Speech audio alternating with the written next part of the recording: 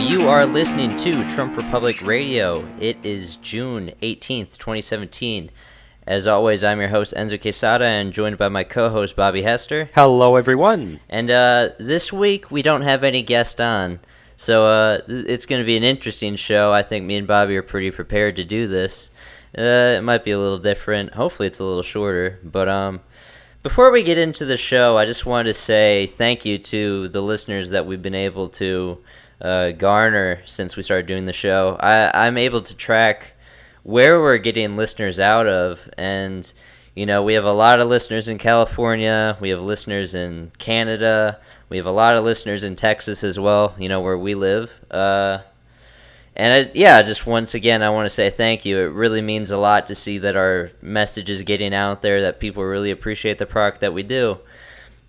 But let's get into the show now, Bobby. The biggest thing this week, I would have to say, is the shooting of Representative Steve Scalise, who's the majority whip in the House. Yes, that's correct. So, what day did this happen? I believe this happened on Tuesday, or maybe it was Wednesday. It was either Tuesday or Wednesday. But the Republicans had been practicing on a baseball field to prepare for their charity event where they play, the House Republicans play the House Democrats in a game. Do you know how the results of that game actually went? The Democrats won 11-2. Oh, well, I guess they didn't have the passion in them. But, this was a really shocking event when it happened. What was the name of the guy that did the shooting? He was a Bernie supporter. He was a huge Bernie supporter, and I even looked on his Facebook account before. I think it's still up. He had a bunch of Bernie stuff all over. I think he was from Illinois, and they said he used to write in the opinion section of his paper, and he would say he was a huge fan of like Rachel Maddow and everything like that. And I know we've talked about people being like radicalized by fake news, but this is just, I feel like this isn't going to be the first thing for this to happen. Probably not. I think it's part of a much larger growing trend where the anger that you see from people being weaponized by the fake news is really being extolled into violence. Now, I know this guy was a part of a couple different kind of anti-Trump groups, and when the shooting happened, there was a huge response in these groups where they were all in support of it happening. The thing about this shooting that I think should really take heart in what's going on is this guy is not alone in how he feels. There was tons of people that were showing support for this, that were happy that these representatives that got shot. And, on this show, we're not fans of Democrats at all, but I don't want them to get shot up at baseball fields practicing. But there's a lot of people on the left now that want that. Yeah, I saw a post on Facebook someone made. They got the guy's picture and they put the caption, "Not all heroes wear capes." It's really disgusting. But this shooting was in Arlington, Virginia. It was in Arlington, Virginia at the practice facility, which I guess was like a community baseball field or something like that. And what's even worse is the fact that he walked up to a guy and asked, "Are those Republicans or Democrats out there?" And when the guy responded, "Those are the Republicans practicing," that's when the guy got out the gun and started shooting people. Yeah. Now, I believe he shot, 6 or 7 people? I think it was 6. I believe it was 6. That's now, correct. No one has died so far yet. I was listening to the radio today before coming into the show, and I heard that Scalise is, he's still alive. He's improving a bit, but he's still going to have to go through multiple surgeries. He's already had, I think, 3 or 4 surgeries. They said he's still in critical condition. Yeah, and the weapon that this individual used was not the AR-15, which is usually blamed for all these mass shootings. It was actually an SKS, which is an older weapon. It's I think it only had a 10-round magazine. Yeah, it's a 10-round because they said the guy clip. stopped to reload a couple of times. Yeah, I know reports said he fired anywhere between 50 and 100 rounds, though. So, thank God this guy doesn't have the best of aim. But, I've seen the videos where people are hiding behind garbage cans and stuff, and they're firing the rounds one after another. You're hearing this guy fire, and it's just completely mentally ill savagery what this guy was doing. It was just something else to this is how far we've gone, and just like the soft civil war that's going along in the country. And like we said, I think this is part of a growing trend. This will not be the last time we see this stuff. Yeah, and what's even worse is people said it looked like he was trying to kill as many Republicans as possible, and then it comes to find out that the guy had a hit list in his pocket that had the names of several other people or Republicans in Congress that were on the list, including Alabama Representative Mo Brooks, South Carolina Representative Jeff Duncan, and Arizona Representative Trent Franks. They confirmed that. So the fact that, that wasn't the only guy he was going after, we potentially stopped even more. Yeah, this was a highly premeditated thing that he did. And, it's interesting to see that this guy was a Bernie supporter, because the entire image of the Bernie campaign was this is the movement against hate. This is a political revolution that's going to extol equality and compassion and all these different things. But, the Trump movement's supposed to be this huge movement of hate, but we're not out there shooting representatives like what these people are ascribing themselves to be. It's not who they are, a lot of these cases. There are a lot of hateful people on the left. Don't get it wrong. I mean, there's a lot on our side as well, but I don't know. And like you said, it's a lot of the times it is projection. They claim that the other side is doing what they're actually doing. And I mean, you talk about all like the hate crimes that have happened after the election, where almost every single one of them has turned out to be a hoax. And we say, the guy was a Bernie supporter. So was a reality winner who was the NSA leaker. So was that guy in Portland that we've talked about a couple of times. Yeah, the guy that, what was it, Jeremy Christian or something? Jeremy Christian, yeah. To which, like we said, they still haven't released the footage of that yet. No, because I think it was in a self-defensive posture that he did it, even though he was, like, yelling racial epithets or whatever at Muslims on a train. But, like we said, this isn't going to be the first thing to happen, and that's so unfortunate. But just the fact that there are so many people out there that think that what that guy did was a good thing, that's the world we live in today, and that's something we have to deal with. Yeah, and we got some other stories this week that kind of go into just the growing hatred that we're seeing in the left. It is definitely part of a greater trend. And, I also want to address, there was some fake news that came out. I think it was either Jim Acosta or Chris Cizilla from CNN. I think it was Jim Acosta. This happened on Trump's birthday, mind you. Yeah. He turned 71. It was on Wednesday. It was his birthday. And so this happened on his birthday. And later that afternoon, Trump went to the hospital to visit him. And it wasn't even an official White House report. It was one of the It was a Jim Acosta tweet, I remember. Yes, it was one of the other pool reporters from the White House that was there. And they claimed that Trump lied, because he said he visited Scalise in the hospital. But that was never a White House statement that said that. That was just some pool reporter who said that. So Jim Acosta tweets it out. He's like, haha, Trump is lying. See, he's lying. When it turns out Trump actually did visit him in the hospital, even though Scalise was in critical condition and all that. I'm sure he wasn't able to, talk to him because he was probably unconscious. But he did visit him. And so Jim Acosta had to issue a retraction tweet. But keep in mind, this was the guy who Trump said, "You are fake news" to during that one press conference. So, yeah. This guy has a history of lying about everything related to Trump. But the initial tweet gets thousands of likes and retweets. Oh, yeah. The retraction gets, a tenth of that, maybe. Yeah. But, it just ties into the anti-Trump sentiment. The second that you say anything sort of negative about Donald Trump, people believe it because of their confirmation bias. They already hate Donald Trump, so anything that has a narrative against him is true, even though, in this case and in many cases, it's false. Absolutely. But I don't have anything else to go into other than it's a terrible thing that happened. Do you have anything, Bobby? My thoughts and prayers are with him, and I hope he, as well as all the other people who were shot, continue to recover. Yeah, same here. But the next thing that we wanted to get into was Jeff Sessions defended himself in front of the Senate on Tuesday. Now, I've been able to listen to a couple of clips out of what was out there, and he's denied any sort of collusion with the Russians, which, from the get-go he was going to do that. But it's interesting when you listen to these Senate hearings, just the level of like difference in mentalities between people on the left and the right.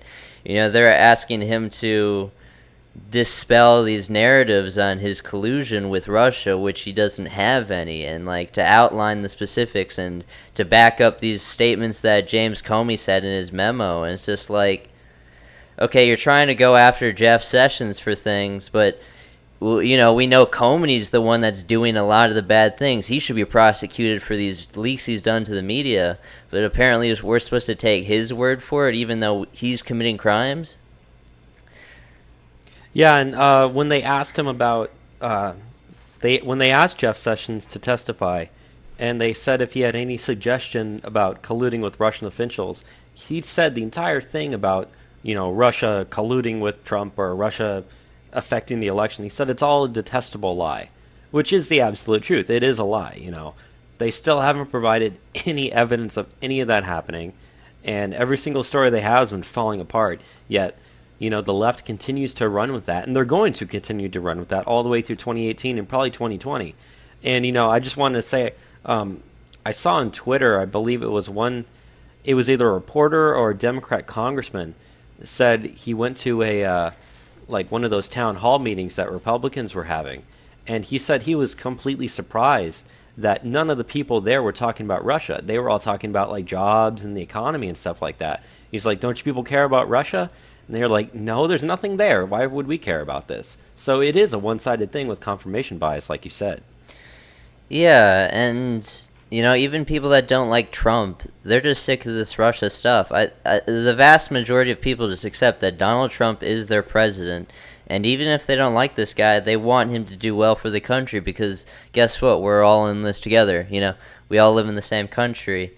And yeah, I don't believe the Russia narrative will die anytime soon. I mean, last week when Comey's speech his questioning in front of the Senate, it really did kill a lot of the Russia narrative.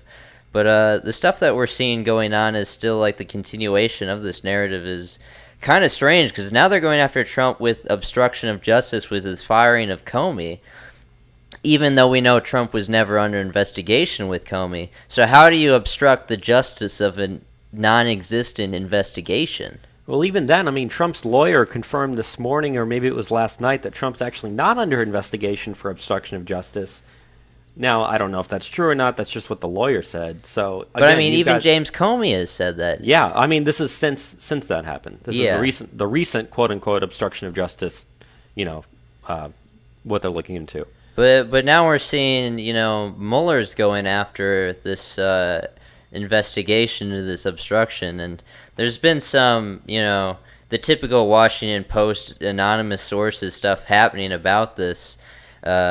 Right at the same time as the Scalise stuff. So you can really tell that they want to hide the Scalise stuff. They needed something to cover it up. So they're pulling out more, fake news out of their ass with these anonymous sources, which if you look at how they do these articles, on the articles that they're citing, they had 4 different authors. So no one has to really take the fall for making this fake news.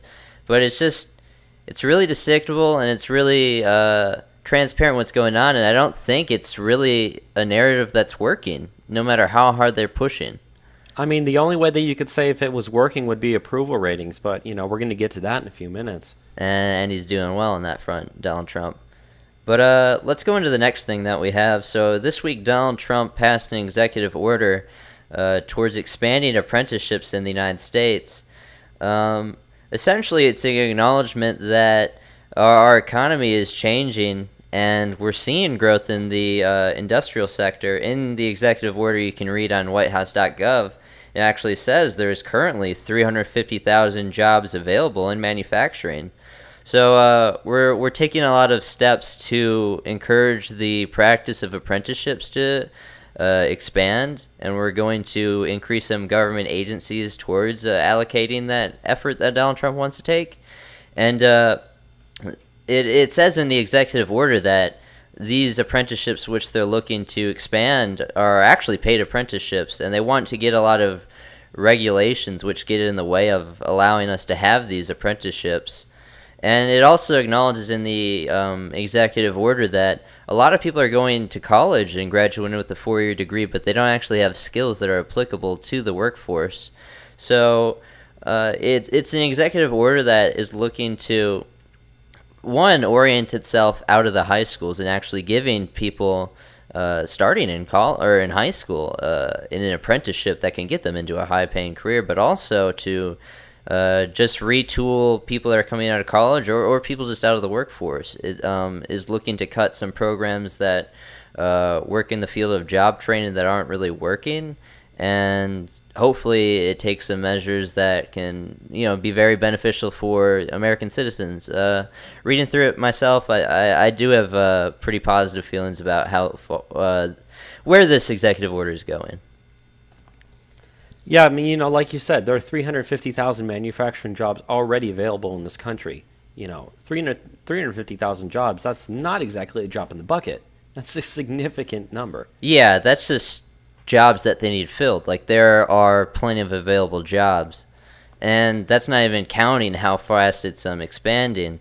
I know we cut this article from our list of stuff that we're going through, but iPhone is actually looking to move a factory creating iPhones from China to the United States, to Wisconsin, which is my home state originally. So I'm glad to see some investment going there, because I know Wisconsin, the Midwest in general, is one of the hardest hit through the death of the industrial base of the United States. I mean, like we said, that's part of the reason why they voted for Trump in the first place. They want stuff like that to come back. Yeah. But yeah, I don't think there's any more to talk about that. But just good stuff that we're seeing with the executive order. I think it's a good use of his power. But the next thing that we wanted to go into was Trump's approval rating. Now, this week, Trump's approval rating has actually hit 50%, which, a pretty landmark achievement to get half the nation behind you, especially such an unpopular president in general. I mean, I acknowledge, yeah, there is good reason not like Donald Trump. I love Donald Trump, but the numbers are looking pretty promising. His highest that he's ever had was in late January, when he got a 59% approval rating. But the lowest he's seen was in early April, where he had a 42% rating. But if you actually look where it is right now, at the same time during President Obama's administration, Donald Trump's actually outperforming where Obama was. And I was going to say, and this is also in contrast to other polls that have come out, such as CNN or ABC presidential, daily tracking polls for his popularity. They've got him in the high 30s, 36, 37%. But the problem is, I think it was the ABC poll, the most recent one, they changed their sampling size to D plus 15. Which is not indicative of the national population. Keep in mind, that would be 48% Democrat, 33% Republican, or something like that. They usually have about 25% Republican and up to 43% Democrat. But the thing is, you look at the trends of how party membership is going, there's a mass exodus out of the Democratic Party into the Republican Party. And I was going to say, I think it was, I believe it's Reuters that keeps track of that. Now, I haven't checked this recently, but back in I think it was March, Republicans were actually had more people, or the party membership for Republicans was actually finally higher. It was R+1 would be your sample size. Now, I got to say, over the course of the election, I have learned so much about sample sizes and polls and all that different stuff. And so I'm no expert by any means, but when you have a country that, realistically is probably about a D+2, D+3 realistically, to have a D+15, you wonder why it's only down in the 30s. Rasmussen, they have their sampling size available for paying members, but I'm not going to pay for that. But I wouldn't be surprised if even then their sample size is probably D+5, D+6. You adjust that, and you adjust any of the polls. You take the D+15 ABC poll. All of a sudden, Trump's probably in the high 40s. You take the Rasmussen poll and adjust that down to D3, he's probably at about 53, 54%. So realistically, I would say that about 50% probably is an accurate number, that being said. Yeah, but how they skew these sampling numbers and how they skew it to, as you said, D15. I remember during the general election when we were looking at polling numbers going into it, I mean, they skewed those polls so hard in ways that were not indicative of what the American voting base is. Like, you remember, I think it was like a month or so before the election, ABC had a poll that showed Hillary was up 13% over Donald Trump. That poll had, I'm not lying, that poll, I think, if I'm correct, I will go back and check this. I think it had almost like a D plus 20, or it might have been a D plus 15 as well. Jesus. Yeah, and that's, that's how they try to shape these things. If you continue to say, Trump's unpopular, here's our evidence, but you're completely skewing it towards your own side. Whereas if you unskew it, you realize he's actually doing a pretty good job. And then the news tries to berate you over and over with these numbers. I mean, during the general election, it was terrible where these numbers are going. And, there were states that I predicted going to Donald Trump all the way through. Pennsylvania was the one that I got right. That was kind of spectacular that he was able to do, because no Republican has won Pennsylvania since Reagan. Yeah. And people didn't predict this all across the board in the media. They weren't able to predict these states flipping to Donald Trump. But again, you just need to go back to other ways of measuring how these things are going. In Pennsylvania prior to the general election, the Republican Party saw an increase in membership by around 150,000 people joining the party. And a lot of these people are people that voted for Barack Obama. And you look at the Civil War in the Democratic Party at the current moment, where the Bernie people are really just being shunned super hard. And there's currently a lawsuit, a class action lawsuit on the behalf of Bernie supporters against the DNC. I have no reason to believe why they would be able to get their numbers up for an upcoming election. What are they going to run on? What is their message? What is their platform? I didn't feel like they even had one going to the general election, and I surely don't think they have one right now. But if you're a GOPer, yeah, there's a lot of things that you can point to. There's a lot of initiatives that you can point to. And I think that coming into the 2018 elections, I think Republicans really have some things that they can run on that could get support. I mean, yeah, like we said, of the 33 Senate seats that are up for re-election, I think it's like 20-ish are Democrats, 10 are Republicans, and like almost half of those Democrats are in states that Trump won. And, I follow this guy on Twitter, Larry Schweikert. I've mentioned him on the show before. But he was saying that if you look at party registration by state, in every single swing state, with the exception of Virginia and Colorado, so that's including, Oregon, Florida, New Hampshire, North Carolina, Pennsylvania, Ohio, Iowa, Wisconsin, Michigan, all those states. You look at every single swing state except for Colorado and Virginia. Republicans have done better than Democrats have since the election in terms of party registration. Now, that means that either Republicans are cutting into the Democrat lead or expanding their own lead that they already had.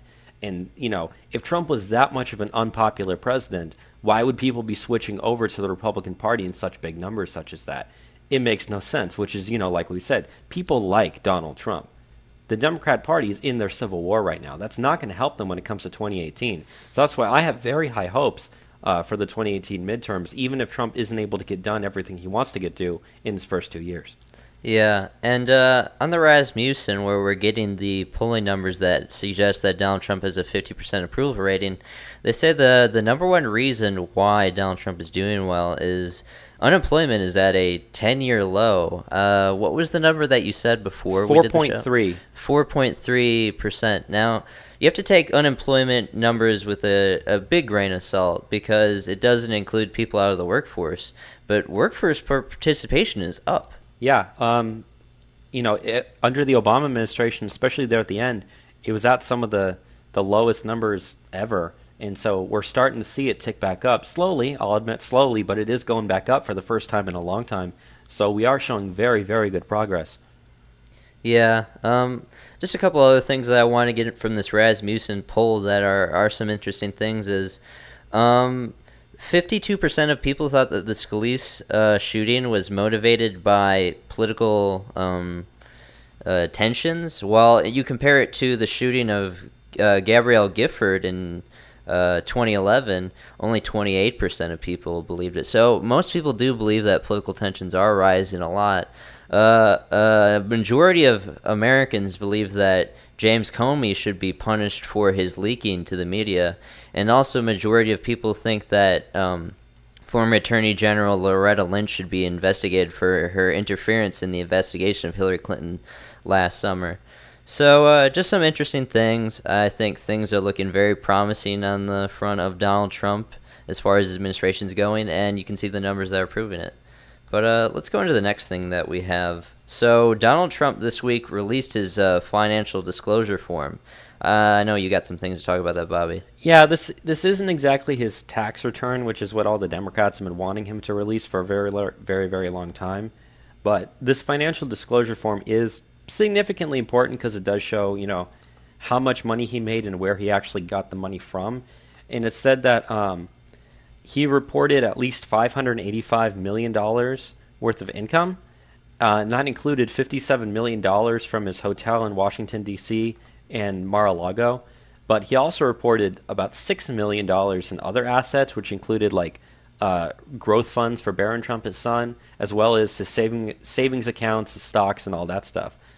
But they said that the Mar-a-Lago figure was up from $29 million in 2015 up to I believe it was $37 million this year. And I know a lot of Democrats have been saying that they think there's there's some I forget what the actual word was, but they think it's bad because the Mar-a-Lago fee was $100,000 and now it's $200,000 since the election. So they're thinking that he's trying to use that for personal gain. But I mean, personally, I don't really care. But I think it also might just be indicative. I mean, it's the president's business. It's also going to see an uptick in revenue if you have the president of the United States connected to your business. Oh yeah, definitely. And they said he still made $11 million off the Miss Universe pageant. He reported $288 million in income from his golf courses alone last year. That's really high. I mean, frankly, they said, Trump said he was going to donate his salary, which he did. He did donate his first quarter salary. I believe it was to the National Park Service. And so, that's part of the reason. He doesn't need the money. And frankly, even if he does use the presidency to make a lot of money for himself, if the country improves and does better because of it, I'm all for it, me personally. Yeah. And, it also points back to another thing that the Democrats were saying all through the general election, that he's not actually a billionaire. No, you look at the financial disclosure form, his net worth is well above $1 billion. Yeah, he was saying that his net worth was about $10 billion, and then other people said it was only about $3 billion, but I'll tell you why that's incorrect. Because, I mean, I'm an accountant, and I understand how these things work.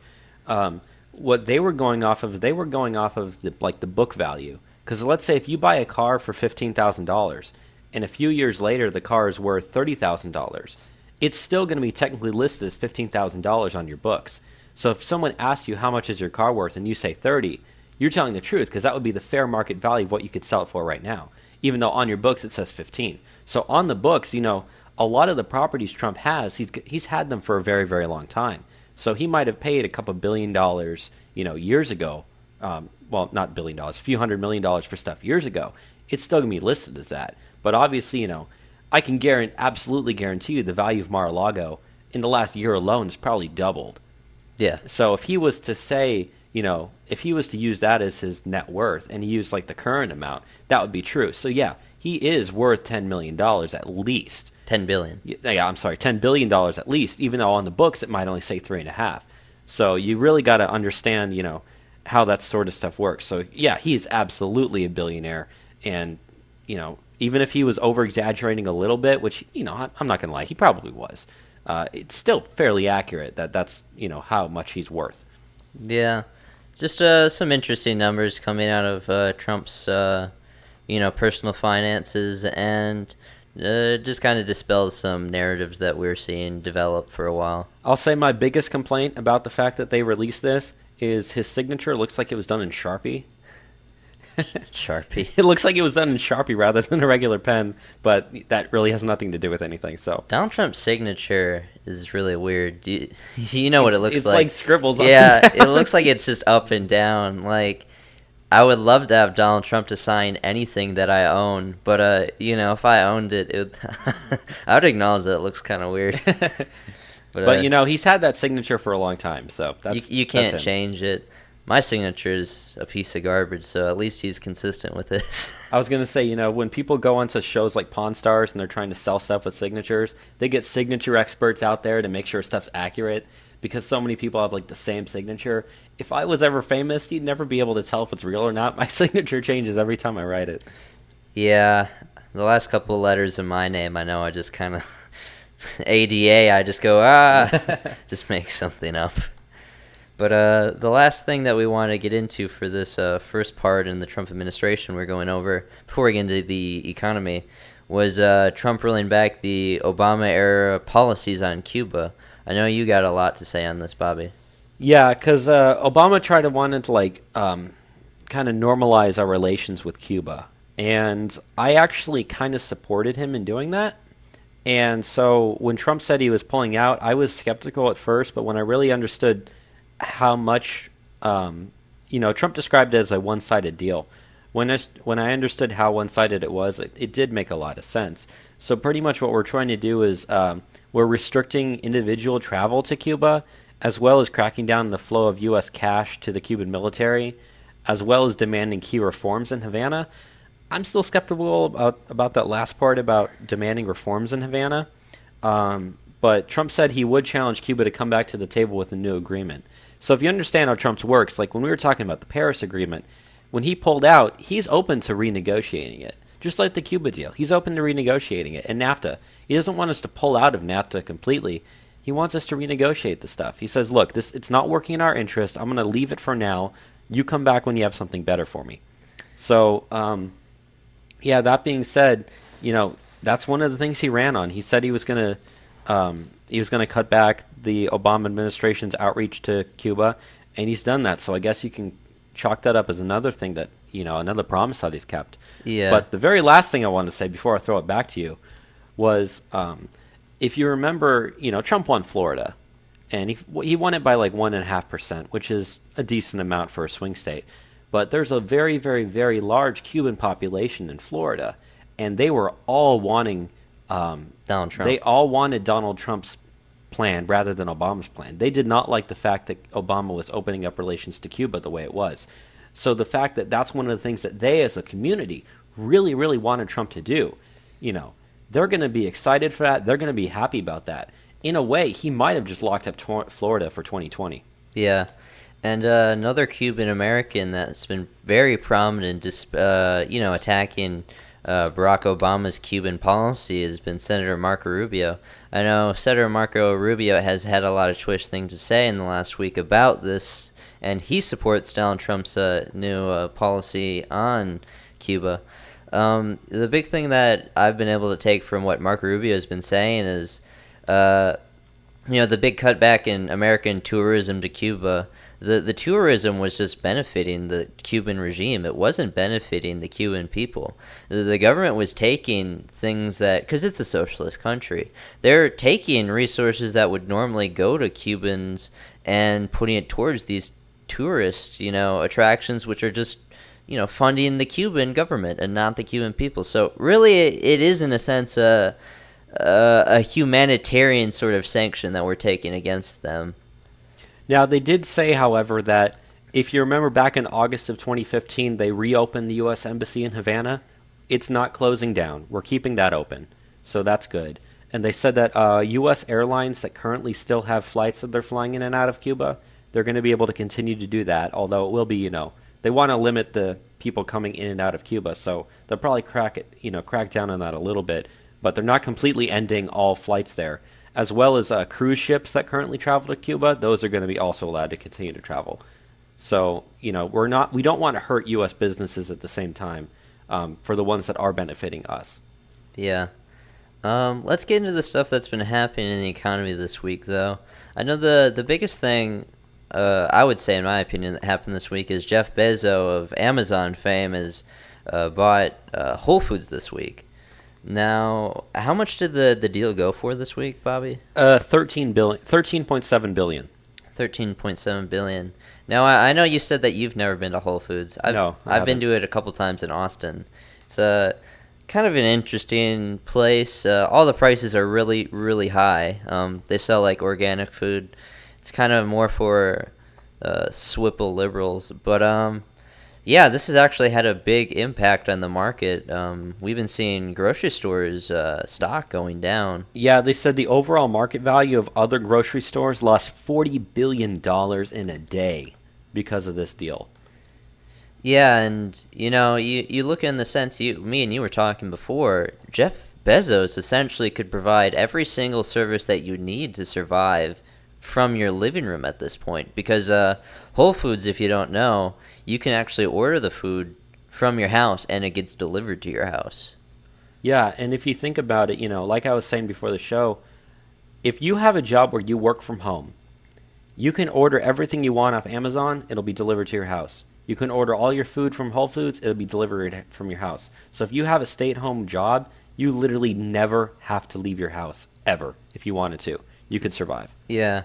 Animalists have been praising this deal a lot as well. They believe that the initiative is going to energize demand amongst the younger consumers, millennials, who, for the most part have been rejecting traditionalist brands and moving towards these more sort of trendy things like Whole Foods. So, I don't know. We're going to have to look where that goes. Well, just if you think about the future of Amazon from this, because of the fact that Amazon is buying Whole Foods, Amazon is going to be the 9th largest retail grocer in 2017. By 2021, it's expected to be the number 3 largest grocer in the country. Wow. And it doesn't have any physical food that you can go and look at. It's all online. And it's going to be the 3rd largest. That's crazy. But to get into some other things that have been happening this week as far as the economy's been going, the Fed's hiked rates once again, which, we've known for a while this is going to happen. They said, they plan to do it 4 times this year. That's what's expected, correct. Which, if you don't understand what this is doing, it's essentially the Federal Reserve saying that they have confidence in the economy at the moment.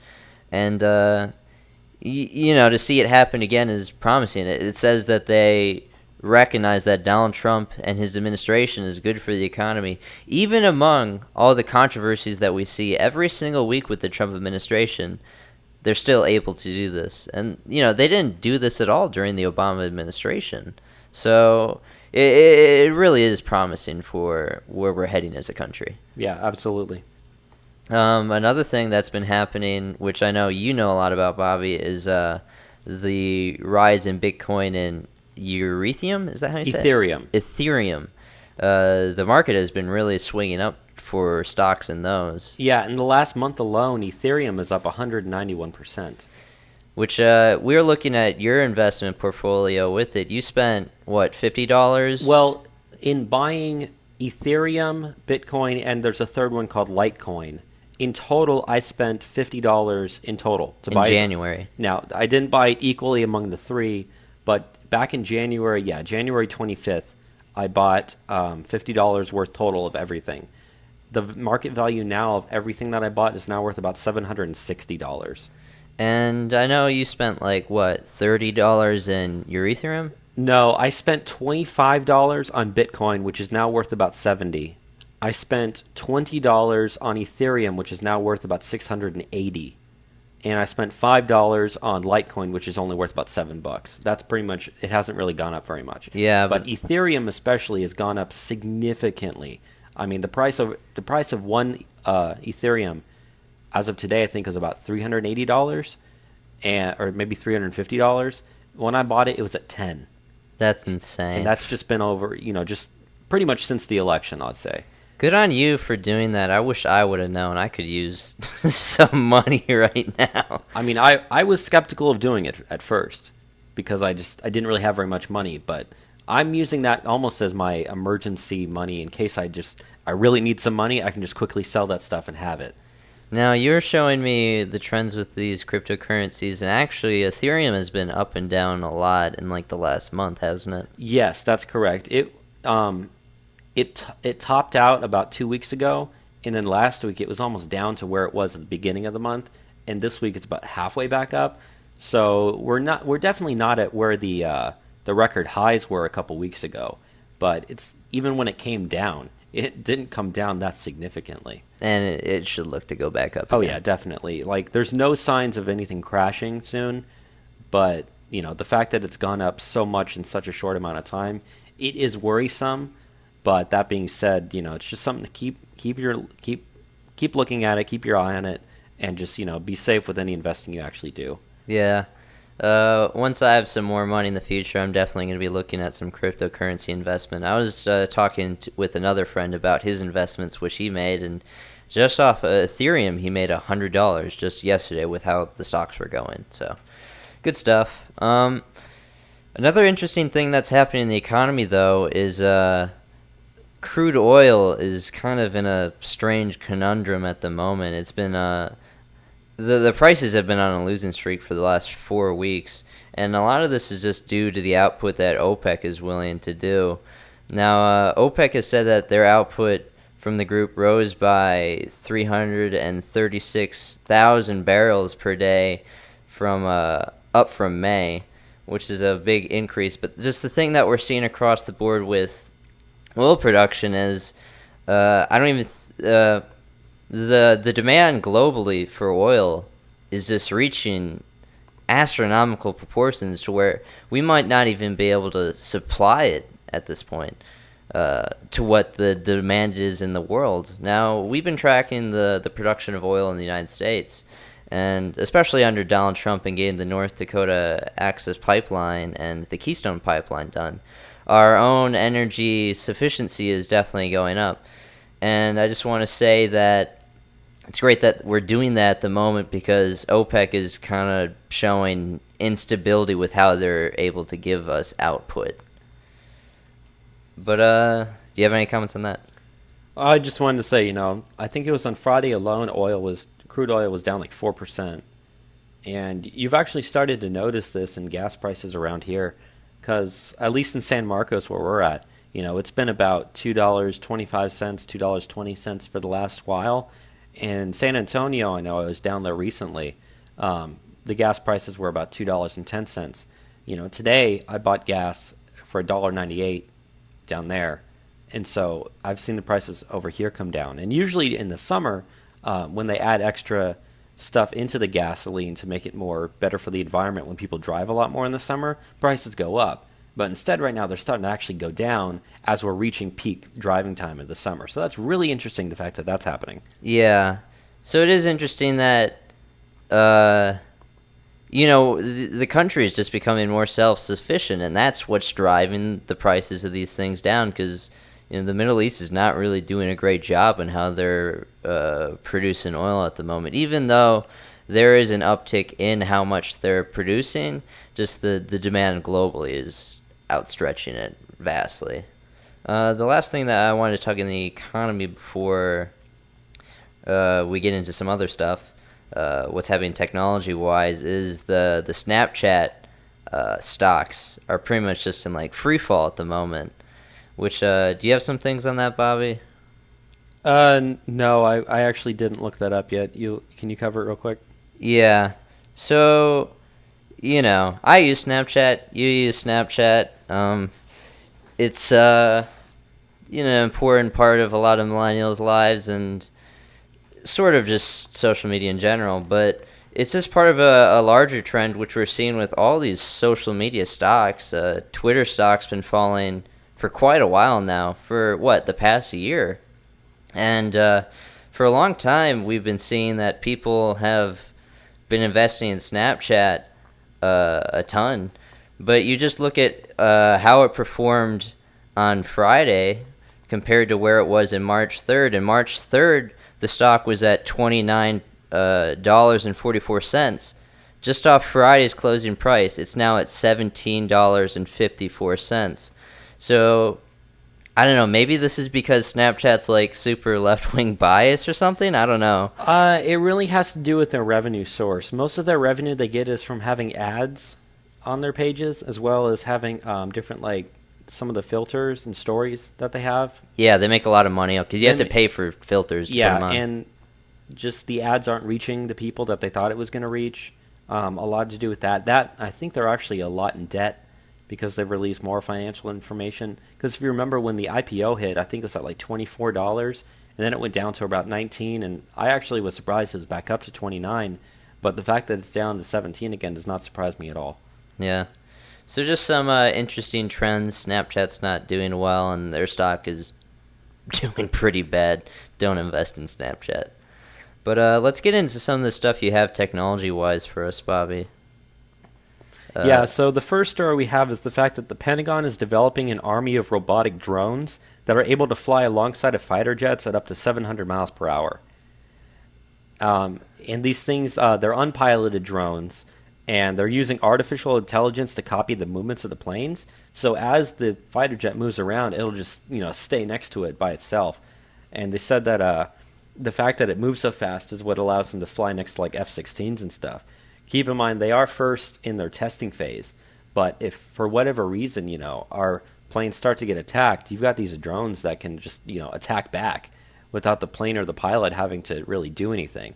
This could potentially save the lives of a lot of our pilots, even though I don't think we've actually had a plane get shot down in decades. But we haven't had an air-to-air confrontation since Vietnam. Yeah. And but the fact that the Pentagon is developing this army of drones, I think it's actually just really cool because if there is an air attack, those drones will be the first ones to take the hit, not our pilots. I'm spitballing just another idea. I don't know if they're doing this or not, but we might be able to use per se the drones towards mid-air refueling as well. If you could put gasoline in them. Potentially, yeah, you could. If they flew alongside it and they had just, instead of having weapons or anything, they just had extra fuel, you could just have it fly above it, lower the little thing, or lower the little tube, like you see from mid-air refueling. They could potentially serve as just extra fuel that just flies alongside it. Or maybe just increase reconnaissance for the planes, or just to give them better feedback on what's around them. And that pretty much is the reason why, because they said all of it has built-in UAVs and stuff like that. So it really is more for reconnaissance purposes. So instead of the pilot having to rely on third-party information, they've got the information right there next to them that they can pull it up on a...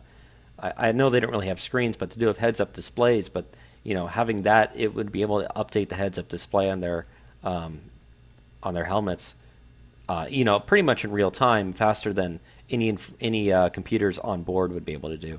It's really interesting, though, where we've seen drone technology just, really take off, I'd say, just in the last 5 years. I mean, it started first off with military use of drone strikes, but now we're seeing them use drones to aid in our own aircraft.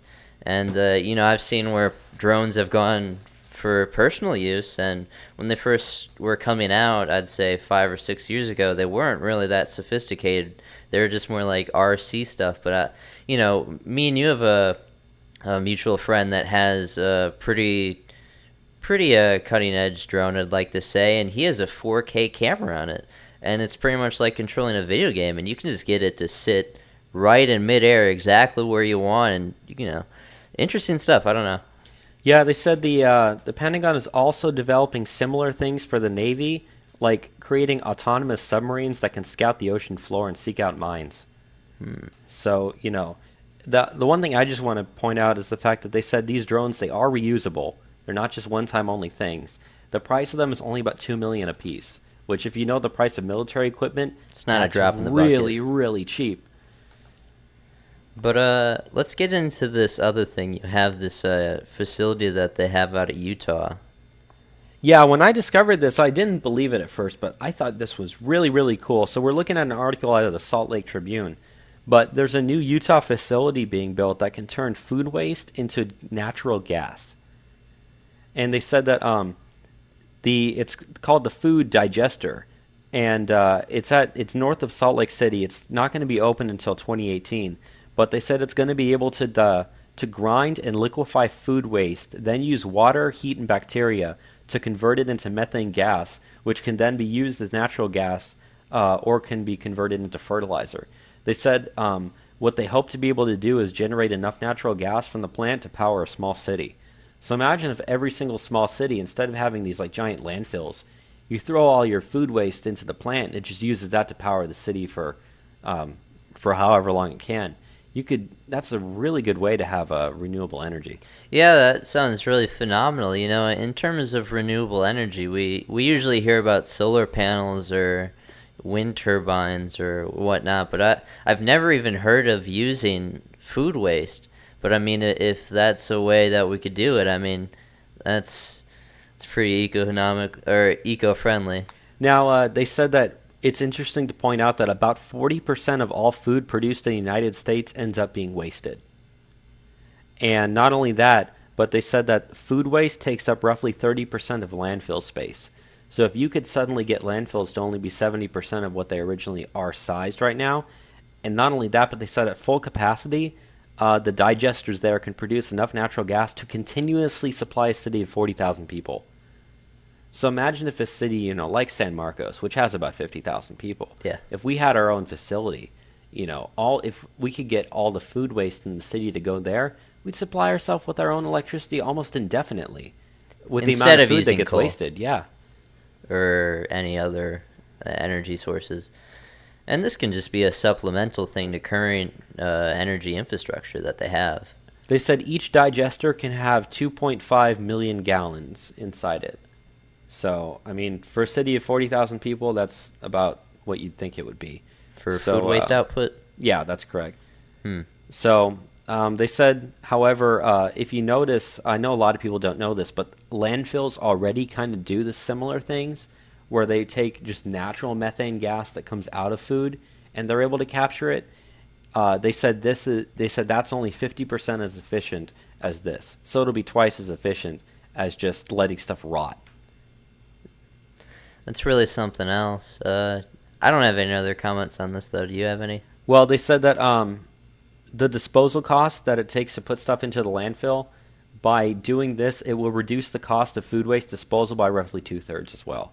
Oh, so wow. so not only is it gonna, not only can you provide electricity for a small city, you're saving people tax money by not having to dispose the food. Not only that, if you're suddenly supplying all this energy for the city, people won't have to pay as much for electricity either. Yeah, it could drop the price. So by essentially recycling food waste that you're not even eating to begin with, you're saving yourself money. So I think it's a great idea, and I hope it works.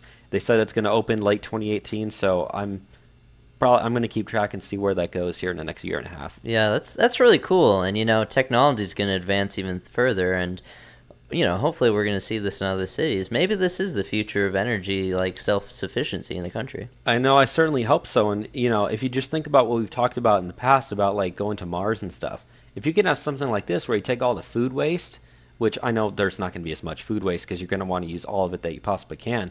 But if you were to set up a colony on Mars or a colony on the moon, you're going to have natural food waste no matter what. If you can at least turn a little bit of that into energy for the facility, that saves a lot in the long run. Yeah. But let's get into immigration, because there's definitely some good immigration stories coming out this week.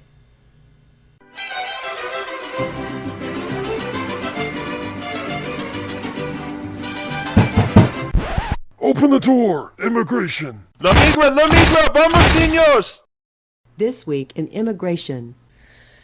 Okay, so the first big story that we have for immigration is the DHS has rescinded the Obama-era policy of DAPA, Deferred Action for Parental Arrivals, which prevents illegal immigrant parents of United States citizen children. Now, from the very get-go, this policy has been unconstitutional and has been challenged in courts ever since its very inception. But I know that this policy, they did polling on who potentially this could cover. This could cover about 3.6 million people in this country would be eligible for this program. But we're just not doing this stuff anymore. We don't need to, and yeah, they just get to go back. Well, I'm glad that means that 3.6 million illegal immigrants are now subject to deportation. Well, if you look at Jeff Sessions, or it was either Jeff Sessions or John Kelly, I believe it was Jeff Sessions, they changed the definition of who could be up for deportation. All it is now you're here illegally. You don't even need a reason. But yeah, this protection which was put in place of being a sort of executive order amnesty by Barack Obama, we're not doing that anymore, which is good. And, I've been seeing a ton of stuff from people freaking out on the Trump side of things about, oh, he didn't repeal DACA. But here's the positive news that's coming out of this. With this same initiative that we're taking, getting rid of DAPA, we're not going to be renewing the work permits for people that are on DACA, which DACA is the much more, there's more people on DACA than there are on DAPA. So these work permits are only for 2 years, and say someone came into this country and they're on DAPA, or the parents are on DAPA and they're under DACA, their parents will be deported, and once their work permit's up, what are they going to do? They can't be financially supported by their parents. The only option that they're really going to be able to take is going back to whatever country they're from. And, everyone from prior to the election were always just saying, oh, Donald Trump can't deport 11 million illegal aliens, which I believe the number is way higher. But you don't need to. If you just make you just got to make it undesirable for them to be here. And removing work permits for the DACA, the people under DACA will pretty much handle it for us. So really good things on that front. Do you have any comments on what's happened, Bobby? No? Okay, so the next big thing, which we've gotten out of the Trump administration, is the chief of the Border Patrol has actually told us now when we're looking to begin wall construction. Do you have the stuff up on this, Bobby? Yeah, so she's actually the acting Border Patrol chief. Her name is Carla Provost, and she testified at a congressional hearing on Tuesday, and she said that border wall construction will begin in March or April 2018. Now, when Trump was stating earlier, he said he wanted to get it started by around August or September, so this is about a 6-month delay. But considering, all the trouble he's had with Congress not playing along, they're not trying to fund it. It's, I don't like the fact that you're pushing back construction of the wall, but that being said, we do have a confirmed date of when it's going to get started. And it could be earlier than that. And we already have funding in place to begin this. I believe we have, $1.5 billion or so? Yeah, just about. Which, looking at current forecasts and how this is going, we could probably be able to build, I don't know, at least 150,000, or not 1,000, 150 miles of fence or wall, whatever we need, which is definitely not the entire southern border. But we don't have to have all the funding from the get-go. We've been always saying this. Yeah, you only need, a little bit here, a little bit here, like $1 billion a year. Granted, I don't want to pay the thing off in 20 years, but if you have like $1 or $2 billion a year, that normally goes to the Border Patrol budget or the Homeland Security budget. Just use that to construct the wall. You can easily build the thing. And, like we were saying, you don't need to build on the entire wall. Because like we were saying, you only need a couple 100 miles of really, really big wall to really make a positive impact. Was it last week or the week before there was that one guy from the Beltway that was saying he got information back from the Border Patrol.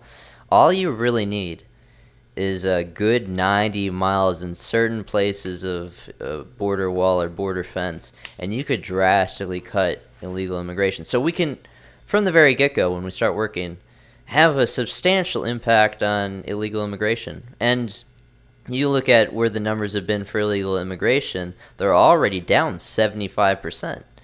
Once these walls are put in where they're needed the most, when we first start building, we could get that down even more.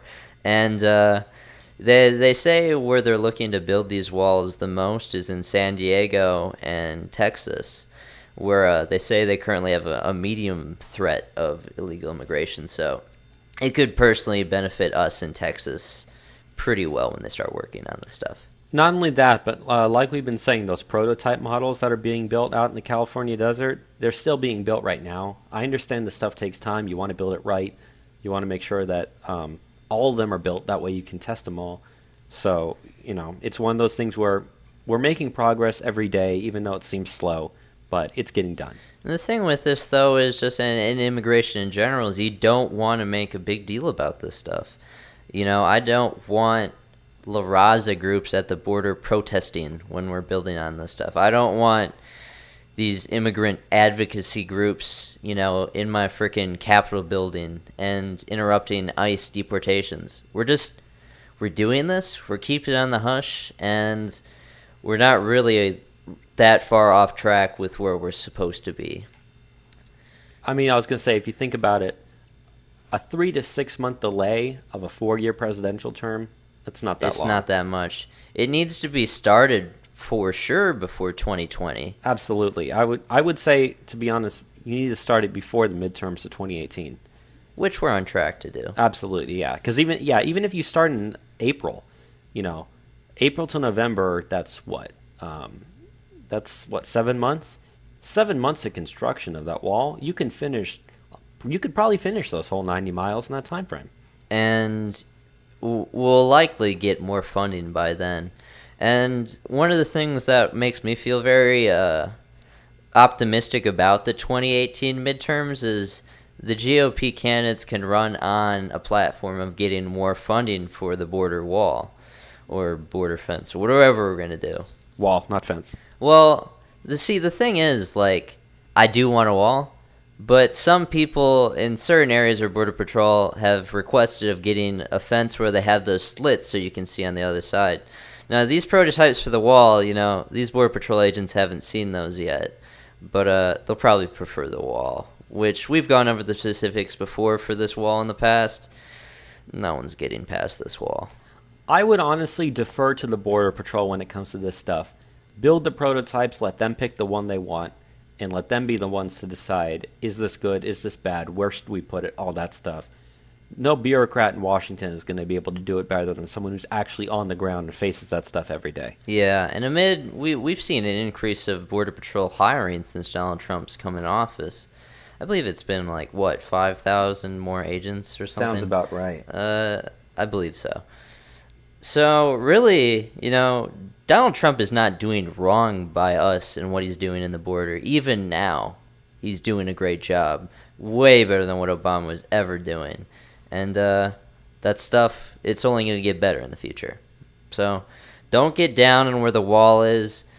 Don't get down on what people are trying to put out with this propaganda with, he kept DACA on. He's pretty much giving an amnesty. No, you got to look past on what's going on, and we got a plan still.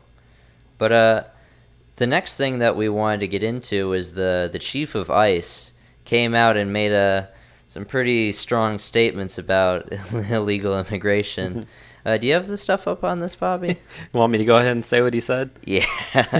So this guy is Thomas Horman. He's the chief of ICE. Yeah. He said, if you're in this country illegally and you committed a crime by being in this country, you should be uncomfortable. You should look over your shoulder. You need to be worried. No population is off the table.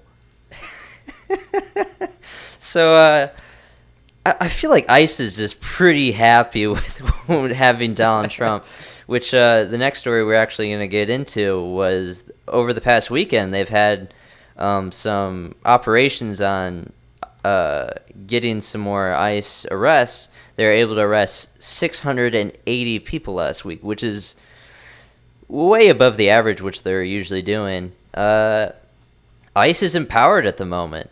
The guy's willing to make statements that upset so many people. In the article that we're talking about, where we get the quotes from, the Washington Times, it says that the immigrant advocacy groups are infuriated because it's just further targeting traumatized immigrants.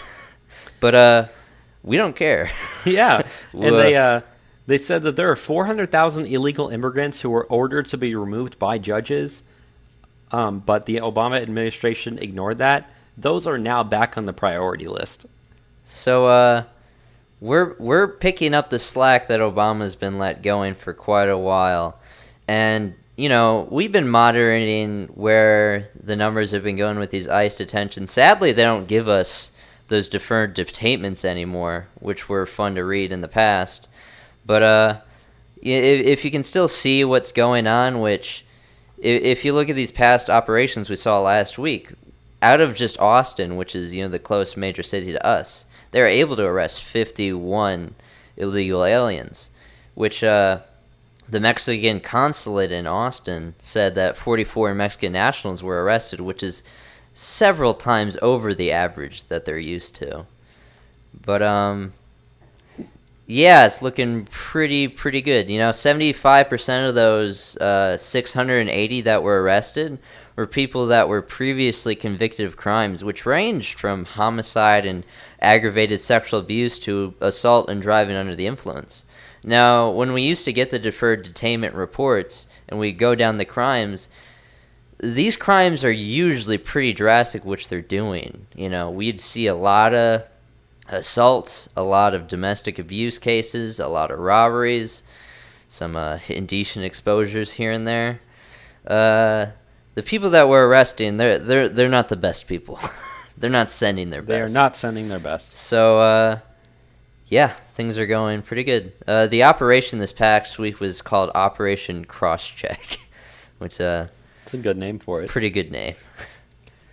Now, we can now move on from some good news to some not as good news. And that is that in the next California state budget, nearly $50 million is going towards expanding legal services for illegal immigrants. God, California has been the worst state to deal with this immigration stuff. You remember 2 months ago they were trying to push towards that sanctuary state crap. Now, in our home state of Texas, we've banned sanctuary cities, which Dallas and Austin, I think San Antonio is also considered a sanctuary city.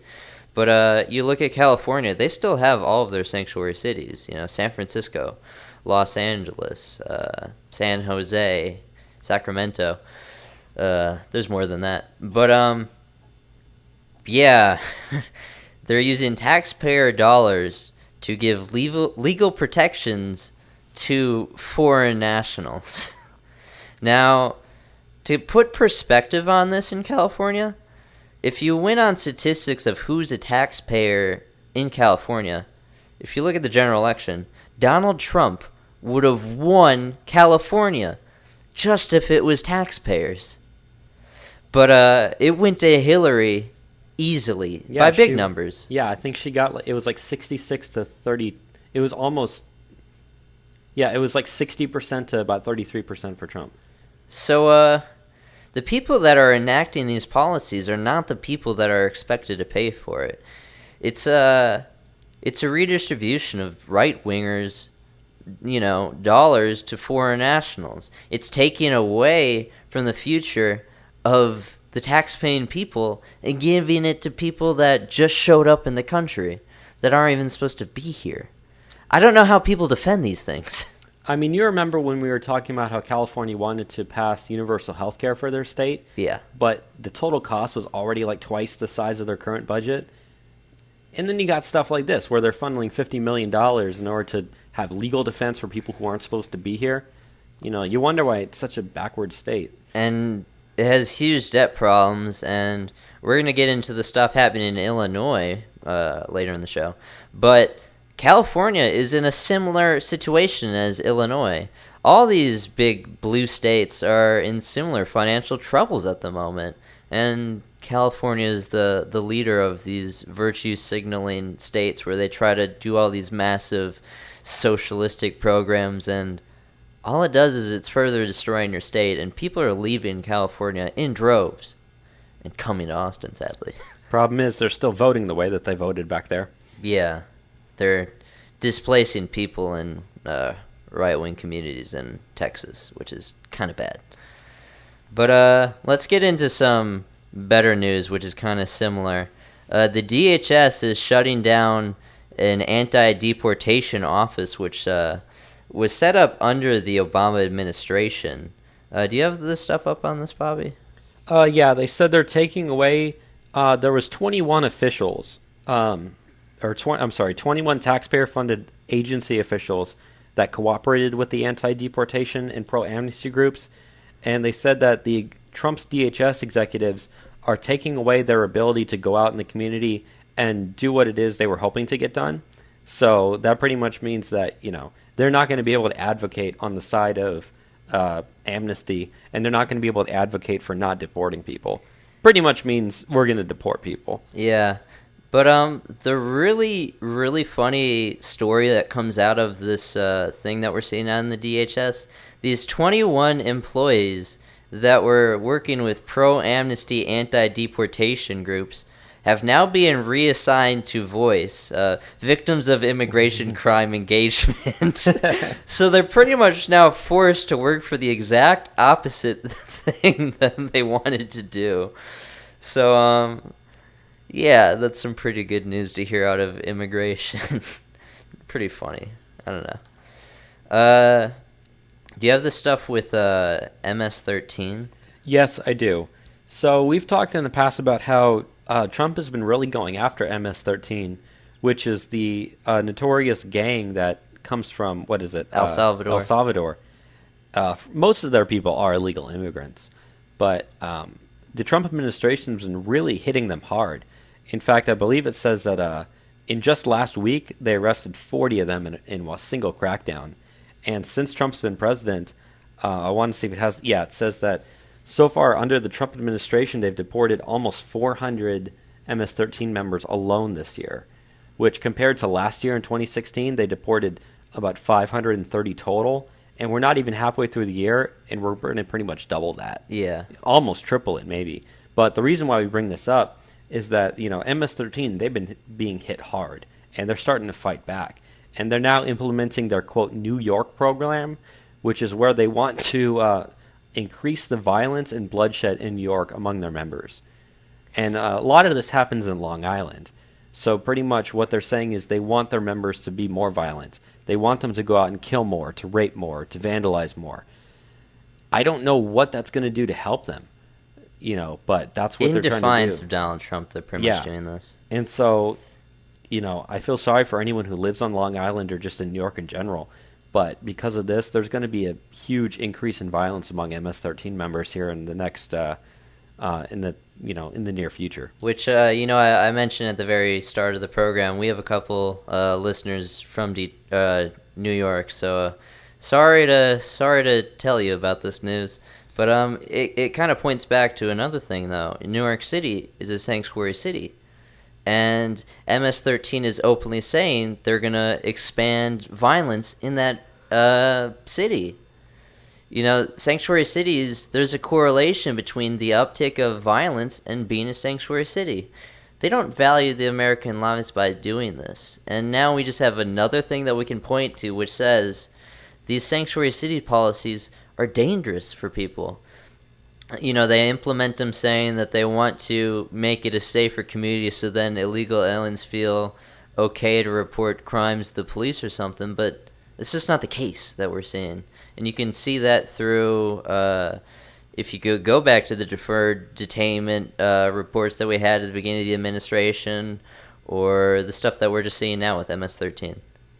Yeah, the last thing I wanted to say was that the Salvadorian president has even said that he's worried that because Trump keeps deporting people back to El Salvador, that their own country's crime rate and violence rate is going to start growing more. Yeah. Even though it's their responsibility, not ours. It's your people. So, the last thing that we wanted to get into as far as immigration, the Border Patrol recently raided an Arizona desert camp that helps illegal aliens. Do you have this stuff up on this, Bobby? Yeah, so there was a non-profit camp in the southern Arizona desert that's only 11 miles north of the border, and it's been in operation since 2004. And it's run by an organization called No Mas Muertes, which means no more deaths. But they said that a lot of the people who go in there are illegal immigrants, and pretty much what happened was the Border Patrol raided it. And when we say they raided it, we mean they had 30 armed agents enter the camp with 15 trucks and a helicopter. They're just no mas camps. But no, it's actually really, really cool. They said they were able to arrest several illegal immigrants that were there. Hopefully they arrested the people running the camp as well. But yeah, they said that the heavy presence of law enforcement in the area alone has been deterring people from actually going there. So, even if you don't actually deport the people, if you know that's where they hang out, just have your Border Patrol agents stand around there a lot and people aren't going to go there. Which is just another thing that is contributing to illegal immigration being down. We're targeting these camps, which, they do in the terms of humanitarian cause. But if these camps don't exist, I don't think people are going to be as willing to make the trek into the United States. They're just going to, stay home. So, good stuff that we're doing down there. Absolutely. But let's get into the rest of the stuff that we have as far as the national news. So the first thing that we want to talk about is this Julius Caesar play stuff that they're doing out of New York. Do you remember what the company's called that does this? Shakespeare in the Park? Or, I'm sorry, the New York City Public Theater. Yeah. Shakespeare in the Park's like a thing that they do in Austin. But, so if you, I'd imagine you've seen the stuff with this Julius Caesar adaptation with Trump. The thing is they make the Julius Caesar character look exactly like Donald Trump, and they actually change in the play one line where they have Julius Caesar say, "I could stab anyone on 6th Avenue, and I wouldn't get in trouble with it." Similar to what Donald Trump said. Did he say it himself, or was it attributed to him? I think it was attributed to him. Yeah. But he might have said it himself. We might be incorrect on that. Yeah. But so the play is poignantly, anti-Trump, which I don't care if you're doing this, but the thing is, this company has received $30 million in taxpayers since 2009. You look in the last 3 years, they've gotten $4.1 million, and this is from federal tax dollars, this is from state tax dollars, and this is also from city grants. So, many times before we've advocated for the cutting of the arts on this program, and this is just another instance where, if you're going to be very partisan in how you're doing things, you probably shouldn't be given these dollars. And it's not to say that they're not getting big crowds for these events. Why can't you just sustain yourself? Why don't you just take care of yourself in doing this? If you look all aboard across the arts, and you really look into depth to where the dollars go, it's going to mainly leftist advocates. So, I don't want these people getting taxpayer dollars. But anyways, the next story we have is very, very, it has everything to do with that. The fact that some protesters ran up and interrupted the play. And the person who did that, her name was Laura Loomer. And she was arrested for going up there. But there's this one journalist, Mike Cernovich. He was streaming the entire thing, I believe, on Periscope. So everyone watching it was able to see it. Now, keep in mind, Delta Airlines and Bank of America have both dropped their support for the play because of the public outrage for the depiction of a guy who looks like Trump being assassinated. Which, if you haven't seen the video of it, I recommend you see what the stabbing looks like. It's very grotesque in how it does it. And he's just being attacked all the board. And you see someone that looks exactly like our president being murdered. And the crowd gets off on it immensely. They love it. Yeah, they were cheering when it happened. So, and it's not the only grotesque thing in the play. There's also, in the play, a moment where the Donald Trump Julius Caesar character is completely nude. So this is grotesque theater that they're making us pay for.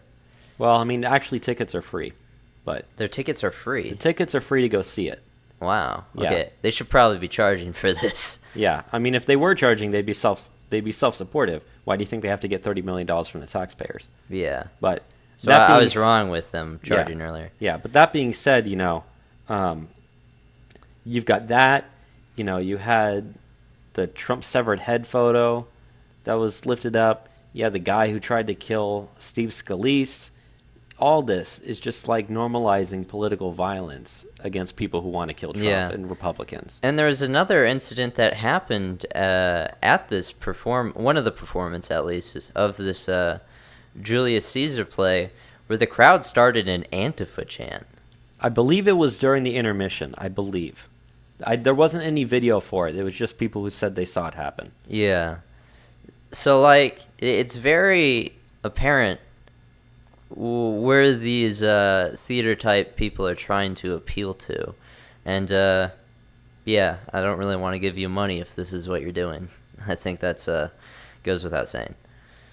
So, the next story we wanted to get into is kind of a weird thing that happened this week. So, LGBT activists have added some new colors to the gay pride flag. Specifically, the colors black and brown. Do you have some stuff up on this, Bobby? Yeah, they said they wanted the addition of one black stripe and one brown stripe to the rainbow flag because of the fact that they believe that the LGBT community is not inclusive enough for people of color. It's like too white. Now, we've had Chris on the program before, and he's talked to us about how, I believe it was... Who's gay? Yeah, who's gay. And he's been telling us about how, like, one of the pride groups in Phoenix was getting a lot of... It got protested by a trans group. It got protested by a trans... Their parade got shut down. It was a trans illegal immigrant supporting group because of the fact that the LGBT group was supportive of, like, the police and the police were, like, deporting people. And it was too white. Yeah, they said it was too white. They said that, like, LGBT groups have to also be pro, like, illegal immigration, like amnesty and stuff, and this is just one of those constant collisions at the intersection of intersectionality, as I like to put it. All of a sudden, like, now LGBT politics is also about, like, some sort of, like, black nationalist sort of stuff. And what's really ended up happening Donald Trump got, like, what was it, 15% of the gay vote in the country? Yeah. It was, like, almost a record high. Which is the best that Republicans have ever done. If all you do is have, like, Black Lives Matter groups starting to harass the LGBT movement and, criticize them for just being white, you think those people are going to put up with it? As the Republican Party itself becomes more and more inclusive of the LGBT community, you really think that, the Democratic Party is going to have that big of a stronghold on the LGBT community? I wouldn't be surprised if in 2020 Republicans get 20-25% of the gay vote, simply because of the fact that you have all these, like, Black Lives Matter and black supremacist groups pushing people out for criticizing them for their race. Yeah, specifically white gays. And if you look at the numbers on homosexuality, homosexuality is a very predominantly white phenomenon. It has a much higher frequency of occurrence among whites. So, yeah, not the right people to be pushing out of your movement. And also, do you remember, it was a while ago, within, like, the last year, though, there was a pride parade in Toronto that got shut down by Black Lives Matter. Yeah, I remember that. This is not the first time we've been seeing stuff where black activists are doing this kind of weird stuff towards LGBT activism. And I think it's just indicative of, like, they've achieved everything that they wanted, pretty much. I mean, they have marriage equality, for better or for worse. When that thing passed, most people in the country didn't support that, but they have it now. What are they missing at this point? If the LGBT community was being so oppressed by the government, why is it that if someone does something bad to them, like, they get charged with a hate crime and get, like, extra punishment? Yeah. If the government was that against you, you wouldn't be a protected class like you are. Or, like, these people get chased after for not wanting to bake gay cakes. Like, if you're so oppressed, why is it that you have all this societal power over people that just want to refuse service based on their own beliefs? I have no problem with LGBT stuff. I have a lot of friends that are gay or bisexual, and it's just, I don't understand where the stuff goes at this point. When does it end? But let's get into this next story that we have. So this happened last week on Sunday. I believe it might have been happening while we were recording. But there was a march against Sharia in Harrisburg, Pennsylvania, and there was a girl there, part of Antifa, that actually stabbed a police force. Now, this girl that did it, I'm trying to find her name. She had a flagpole, and at the end of this flagpole, there was a silver nail sticking out of it, and she stabbed the police horse, whose name is Samson, right in the neck. Now, thankfully, Samson wasn't hurt too bad. He was able to continue working for the rest of the day. But, like, these Antifa types, their hatred doesn't end at even people at this point. They're willing to attack animals that support the police. Yeah, they said that the girl who did it, she was arrested. She's being charged with aggravated assault on police, police animal taunt, torment, strike, an offensive weapon, obstruction of administrative law, resisting arrest, and disorderly conduct. Yeah, her name was Lisa Simon, which they have the photo of her in her mugshot or whatever. Her entire head is like shaved. She doesn't look too appealing as a woman. Not to make comments like that so much. Yeah. Not the shaved head doesn't even look good. I can see there's patches where like it looks like she missed the spot. Yeah. She probably did it herself in her own bathroom like the night before. That's what it looks like almost. So she can be like freaking edgy when she's going to go take on the system and attack horses. Which, this kind of reminds me of another thing we've seen in Austin with the Blue Cat Cafe being attacked by Antifa because apparently they're gentrifying or whatever because a white lady started a business in the east side of Austin. And the Cat Cafe is a cafe which is known for having cats. They actually do adoptions. You can go to the Cat Cafe and you can adopt straight out of there. They've been able to adopt 400 cats out of the place. But Antifa have been harassing this business for the last year and a half.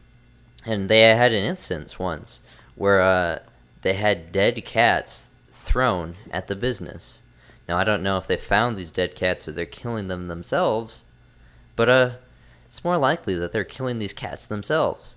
Like, Antifa's not on the side of animals, okay? They target cats. It's crazy. But, yeah, just a crazy story that we wanted to touch on because we always like talking about how crazy Antifa's getting. But among other things, what else is going to get crazy is the United Nations, which has definitely been crazy for a while. But now there are delegates in 189 countries who are meeting in Geneva to look at the issue of making cultural appropriation illegal worldwide. And the indigenous advocates have been leading this charge since 2001, but it's really stepped up recently.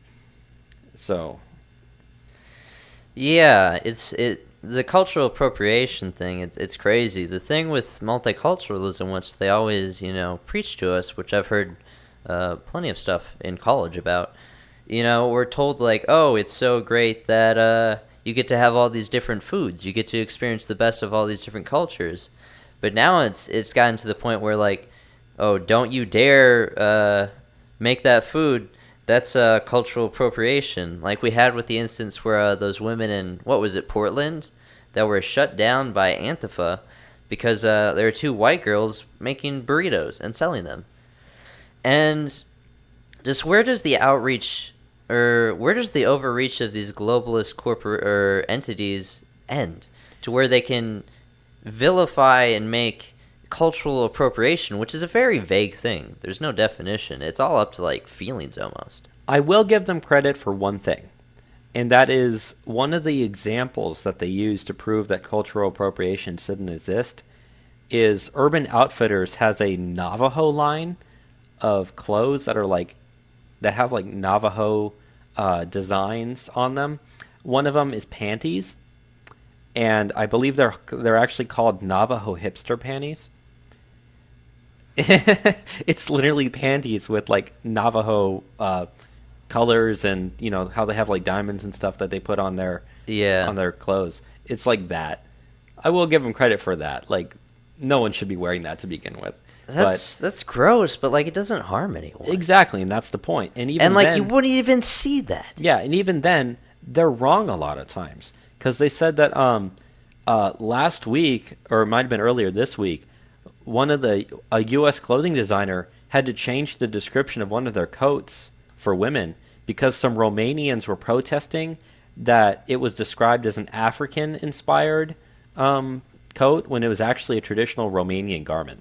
But the thing is, though, even if you look at that, like, okay, the Romanians were right. Like, all they did was have the description wrong. You're telling me you want to make that, like, illegal to the point where people can get thrown in jail or fined for, like, little stuff like that? That's where I cut the line. Okay, I'm okay with you protesting these things if you don't like it, but, like, once you allow globalist entities to put people in jail for cultural appropriation, which, like, it's not harming people per se, like who's to say people even deserve to be thrown in jail for that? What stops it from just like, oh, someone's doing something I don't like because they're white or whatever, they got to go to jail now? Yeah, if you don't want Urban Outfitters to make Navajo hipster panties, then don't buy the Navajo hipster panties. Tell your friends not to buy them. Hit it in their wallet where it hurts. The free market works, people. Yeah, just stupid stuff from the UN that I don't want to happen so much.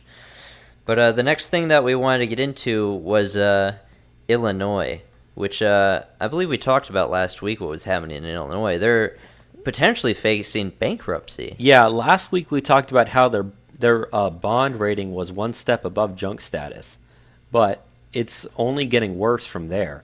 They've even told their contractors for construction of roads and stuff to stop all maintenance to cease building all new roads and stop maintenance of all roads except for where it's a danger to their highway system. So, like, pretty much all regular state roads, no more construction. They don't have the money to pay their contractors. Which is insane, and I don't know if you've ever been to Illinois, Bobby. Oh, I have, multiple times. They have toll roads out there. Yeah. And they can't even pay for the maintenance of their roads now with toll roads. Not only that, but if you look at all 50 states and you look at their personal income growth since the Great Recession, Illinois ranks 50th. They've had the worst personal income growth, whereas Texas ranks second behind North Dakota. Mm-hmm. Just showing you how things have done. Very well. They said not only that, but Illinois still has 146,000 fewer people working today compared to before the Great Recession started. So, like, while every other state has caught up and has been growing jobs, like, Illinois still hasn't even caught up to where they were. Because it's a blue state. And it's only blue because of Chicago. Yeah. I actually did the math of this the other day where, Hillary easily won Illinois by like 20-something points, I believe. But if you take Cook County, Illinois, which is the county Chicago is in, Trump wins the state by 10 points. So that shows you, where all the voters and stuff are. But the last thing I wanted to get into while we were talking about this is, the fact that Illinois could be the first state to potentially file for bankruptcy.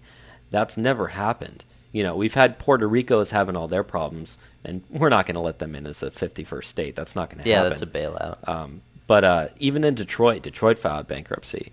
But to have an entire state file for bankruptcy, like, that's never happened That's unprecedented. Before. Yeah, it's completely unprecedented. And you look what's happening with internal migration trends in the United States. Everyone's leaving blue states because they don't run these places well. They're not responsible for their finances. They think that they can continuously have these irresponsible programs which indebt themselves. I mean, California's looking to get universal health care of all things right now. And their priorities aren't straight. They don't make sense. You look at Chicago. It's a sanctuary city. Pretty much as we see people leaving Illinois in droves, they only are a sanctuary city so they can continue to replace those people that are leaving, and because they're going to vote, Democrat, leftist, bigger government. And it's just not sustainable. You're going to destroy your state doing this. Yeah, not only that, but they said that according to the Fiscal Times, Illinois is the only state in the country that's been operating without a balanced and complete budget for the last 2 years. Yeah. And they have very high taxes in Illinois. Oh, very high. So, it only encourages the people that are actually productive in these states to leave. And a lot of the reason why this is happening is very similar to what's going on in Puerto Rico, is they have a huge pension liability. They said that the state, Illinois' 5 major pension plans grew 25% alone last year, reaching $251 billion, which on a per household basis, that puts their state pension debt burden at $27,000 per household. That's insane. And that's just on the pensions alone, not any Anything other else. outstanding debt that's not pension related. So, yeah, some really crazy things happening in Illinois. Expect to see this bankruptcy happening pretty soon. It's the only trajectory that they have at the moment. And maybe we're going to have to bail them out. I don't know. I hope not. Hope not. Just let it crash and burn. Let's skip this New York thing. Okay. But the next thing that we wanted to get into is some experts on extremism in the country are currently warning about the rise of the hard left at the moment, which, we talk about every single program that we do, and we've been talking about it a lot just today. But now we have some experts even going into this. The article was originally where they posted this from Vice News, which is not sympathetic to right-wingers at all. But do you have some stuff on this, Bobby? Yeah, so Vice sat down with a few domestic extremism experts to talk about the surge in political violence. And one of the guys from the Center for the Study of Hate and Extremism at California State University, even he, named Brian Levin, issued a warning saying that he fears the rise of the hard left in this country. Levin. Yeah, Levin, I'm Jewish sorry. name. Did I say Levin? Yeah. Levin. But, but that just goes along with everything that we've been saying, is that they said that monitors of the right-wing extremism have begun shifting their focus to the left now. And, people like to point out, they like to say that, the right wing is violent and whatnot. But, almost all the violence has been coming from the left, to the point where even studies, places at California State University, which is not exactly right-leaning at all, are starting to say, yeah, it's the left doing this, not the right. And we've been seeing this happen in all across the country for the past, since the beginning of Donald Trump, entering the race. There was recently this map, I forget where it came out from, but they documented at least 200 instances across the country of, anti-Trump violence. And, I mean, there's so many that come up to the top of my head. San Jose, Berkeley again, Portland. D.C., the inauguration riots were a huge one. And this stuff is not slowing at all. I mean, personally, I see this stuff in Austin, so... Yeah, they said that the guy, when he was talking to Vice, he said what really stirred his looking into this was the fact that in 2016 he was documenting a KKK rally in Anaheim, and there was a bunch of Antifa there, and they started attacking the KKK, and he said he found himself defending the KKK, and immediately afterwards realized, wait a minute, I just defended the KKK. What am I doing? And then he realized, wait a minute, that wasn't right-wing violence. That was the left who did that. That wasn't the right. That was pretty much my side. And that's when he really started to realize, you know what? This is stuff that's coming from the left, not the right. Yeah, bringing it back to the perspective of the left always projects. They always make this big deal about left or right-wing extremism, all these militia groups, all these hate groups or whatever. But this is not where we're seeing the radical violence. It's coming from the left. And, they don't have to disavow this when they're on the left. They attacked Donald Trump. Oh, you didn't disavow David Duke fast enough. Hillary Clinton doesn't have to disavow the Communist Party of the United States for endorsing her. Bernie Sanders doesn't have to disavow his supporters going around and shooting at Republican congressmen. Yeah. It's some sad stuff, and I always call it the soft civil war that we're seeing in the country. and it is accelerating. We can see it happening, and I don't really know what the end of this is, but it's not good stuff. Hopefully there's a big crackdown on this stuff soon. I would really like to see Antifa, labeled a terrorist group like it is.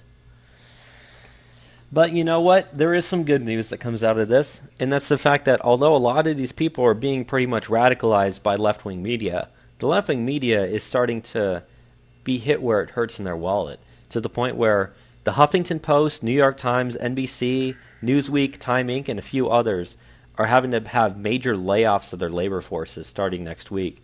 They said that Time alone announced that it's going to be laying off 300 employees. That's 4% of their total workforce. That's very good news. I hate the New York Times so much, which is probably why I read it way more than I should. But just like, they're constantly making fake news, especially the New York Times. I mean, Comey in his testimony was calling them out for creating fake news. People can see through this stuff at this point. I think the phenomena of Trump has really it set the ball rolling for exposing the fake news, since they're so anti-Trump. But just how long can this continue? Okay, if half the country supports Donald Trump and you're constantly peddling your fake news garbage, you're only hurting yourself, and we can see this happening right now. Yeah, to go to the next article that we have up here, like I said, how these people are being radicalized by fake news. The Huffington Post pulled down an article that they had up that was written by their contributor Jason Fuller, and his piece called for the execution of Donald Trump. He said that Trump must be prosecuted if convicted in a court of law and then executed.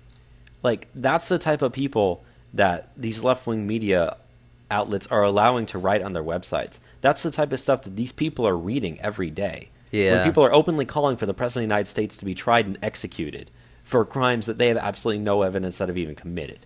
Which we've gone into studies on this program in the past of how journalists have a lower function of mental ability. They have a lower ability to control their emotions. They have a low ability to use rational thought. They have a lower ability to decipher bias from their own viewpoints.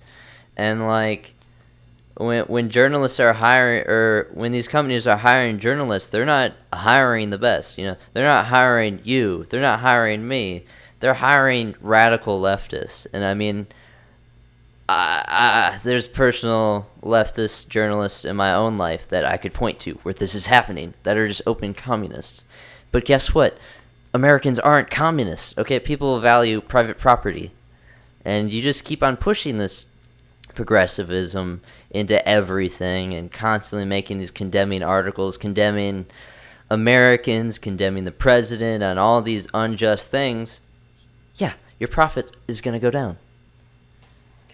And there's even another incident that happened recently where the Georgia Republican lady who's running, what was her name? I'm sorry, I forgot her name. But in the GOP race that's happening down in Georgia, which we're going to talk about here in a second, Karen Handel is her name. She's the Republican who's running. Let's just get into it now. Yeah. Someone sent letters to both her and to homes in her neighborhood that contained white powder. And you said which is insinuating anthrax. Yeah, they thought it was anthrax at least. And do you want to read at least some of what it said in the letters that was sent? Yeah, so this is a letter pulled from one of the neighbors. It says, "Your neighbor Karen Handel is a dirty fascist cunt, but I'm sure you already knew that. Take a whiff of the powder and join her in the hospital, you bourgeois motherfucker. Resist the fascist takeover, string up the collaborators." Do those people think that's actually going to get people to not vote for her? They do understand that's just going to make them hate them even more, right? They want to kill just people that are neighbors. And, the police are investigating this, and it's probably not anthrax. It's just to scare people. But how does this get people to join your side? you're just labeling people that live around a Republican fascists. Yeah. Okay?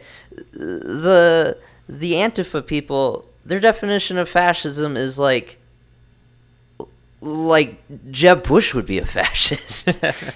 Like, I mean, kind of thank you for the stuff that you do, because this is not helping push people left. It's only pushing people right. The pushback that we're seeing against Antifa is growing so steadily. You know, across the country now, we're holding these free speech rallies all the time. They're getting huge numbers that we weren't seeing when the violence is starting under the Trump presidency. But, the Georgia election is very important. It's going to happen on Tuesday, this special election, right? That's correct. It's happening on Tuesday. Now, this is the runoff, if you remember, from earlier in the year when people were running. There was one Democrat and like 10 Republicans. But if no one got to 50% of the vote by themselves, it was going to go to the runoff with the two highest. So you have the Democrat, who's John Ossoff, and the Republican, which is Karen Handel. And it's been one of the closely watched matchups at all because of the fact that so far they've raised over $50 million for this race. That's the most that's ever been raised for a single House race in history. Most of the money, I think they said over 90% of it, at least for the Democrats, is coming from out of state. And the guy that's running for the Democrats isn't from that place. Yeah, he doesn't live in the district, which is also how the guy who's representing District 35 in Texas, he doesn't live in the district either, but, he's already won his district, so that doesn't matter. But that being said, they said that over 140,000 people have already voted early, which is a record. No one's ever voted that much before there before. But anyways, the point that I wanted to get to is they said that pretty much just in general, it's going to be really close. And the Democrats want to use this as an example of people turning away from Trump and rejecting Republicans by electing a Democrat in a normally Republican district. But at the same time, the Republican Party has not exactly been doing very much to begin with. So yeah, I don't expect Karen Handel to win because she's just too soft on immigration. And really, that's where you got to push. That's what people care about the most at the moment. If you can be someone that backs up President Donald Trump on the right, it's immigration, you'll probably get elected. Well, what I was going to say was, a loss for the Republicans would be a huge wake-up call to where they need to get their stuff done now. Yeah. That being said, I actually disagree with you. I think she's going to win, but I think it's going to be very, very close. Yeah. Simply because of the fact that, with the white powder incident, that stuff happened, that sort of stuff, along with the fact that the GOP has been targeting 35,000 voters who cast ballots in the primary but didn't vote They were focusing on 35,000 voters who cast GOP ballots in the presidential primary but didn't vote in the first election back in April. And they said that if you notice it, because of the fact that there's been over 140,000 early votes, about 57,000 more people have voted early this time than voted early last time. So those two numbers kind of go hand in hand. So I think she will win, but I think it's going to be very close, maybe only 2% win. We'll have to see. We'll talk about the results on next week's show. But just a very explosive and, a dirty election that's going on in Georgia that the entire country is watching at the moment. But the last thing that we want to talk about before we got into Current Year College Craziness, the segment that keeps on giving, is Dianne Feinstein, the senator out of California, is actually called for an investigation into Loretta Lynch, Obama's the former attorney general, for covering up for Hillary Clinton the investigation that was happening last summer. To take a quote of what she said, I think we need to think more about that, and there's only one way to know about it, and that's to have the Judiciary Committee take a look at that. I think we need to know more about that, and that's in reference to what was happening with Loretta Lynch. Now, you go back to the summer when this Loretta Lynch stuff was happening. The day before they made their decision, Loretta Lynch met with Bill Clinton on that plane for that private meeting for 30 minutes, which we have no idea what was said. But the husband, a very prominent political figure, a former president, talks with the person that they're investigating the day before, and Comey comes out and says all these things about the misdoings of Hillary Clinton, and they let it slide. It's crazy, and as they keep on pushing for this Russia stuff that has no evidence, we have stuff with this Hillary Clinton stuff, and nothing's even said about this in the media. But now we have people on the left. Dianne Feinstein hates Donald Trump, but she still wants justice. This is a bipartisan thing. Most Americans support an investigation of what Loretta Lynch was doing. But yeah, I was going to say, like we said, she's no fan of Trump, but even she said, I don't know whether it's an obstruction of justice in reference to him firing Comey. I don't intend to draw any conclusions until the investigations are finished. Do you remember with the Comey testimony last week, actually, he was talking about this investigation into Hillary Clinton, where he was actually told by Loretta Lynch to call it a matter. Mm-hmm. The matter with Hillary Clinton instead of an investigation, because it was an investigation, just so it didn't make her seem like didn't make it seem like such a big issue, even though it was when this was happening. I remember Hillary Clinton's poll numbers were tanking when this stuff happened. But yeah, I just want to see justice into this, lock her up, that chant. I really don't care about her going to jail so much, but I do want to see what was going on. And if there is an investigation into this stuff, I imagine Loretta Lynch is going to be going to jail. Yeah, I would certainly hope so, because there is evidence that she committed obstruction of justice. No evidence Trump did anything like that. Yeah. But with that said, let's get into current year college craziness. Hashtag thoughts and prayers do nothing. He actually then eventually had to walk back his tweet saying it was he said, I think what happened to the representative was a terrible and reprehensible act. My tweet was a gut reaction and pretty insensitive. I'm sorry I posted it. But that's not the only person. There was one group that was called DC Homos on Twitter. They tweeted and said, thoughts and prayers to Steve Scalise, who accepted $18,500 from the NRA and wants more guns on the streets. Not only that, but there's a woman, a history professor from Dickinson College in Pennsylvania. His name was Carl Qualls. And he said that the incident was a direct result of easy access to guns with little regulation. He even threw in the shooter's race, calling him a white man, even though the guy was just like a Democrat. But, yeah. Yeah, and it's kind of insane that they blamed guns when what could easily be more to take the blame is fake news that radicalized this guy, that made him feel that he needed to kill Steve Scalise. And they're not willing to take any sort of responsibility for that. I have another thing here where a professor out of Central Connecticut State University, Gerald Duquette, has blamed Trump and Trumpism for this shooting. So they're blaming the right-wingers for being killed. They're blaming them for their stances towards being pro-gun. When, and this is what I think the Republicans should be doing, but they're not. Say we had nationwide national concealed carry. Okay, once this shooting starts happening, maybe they could start shooting back instead of having to be open targets until the police come.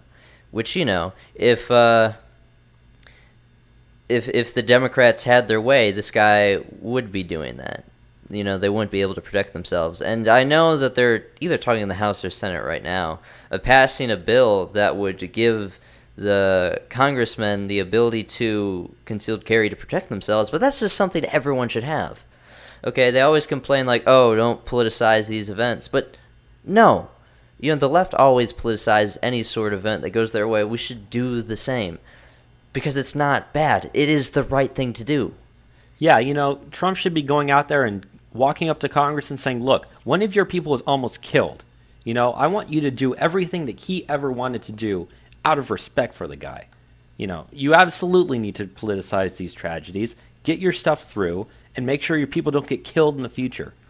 Yeah, this should be a wake-up call, which this stuff is happening. As we keep on saying, as the country is getting more radically destabilized with how politics is going, this is only going to continue. Okay, this is not going to be the first incident where we see, Republicans attacked with guns. Okay, give us the ability to protect ourselves, and these things won't be happening. But let's go into the next thing that we have. So out of Penn State, York, which is, I believe, in New York. Penn State. Oh, Pennsylvania. Yeah. Which is a public institution.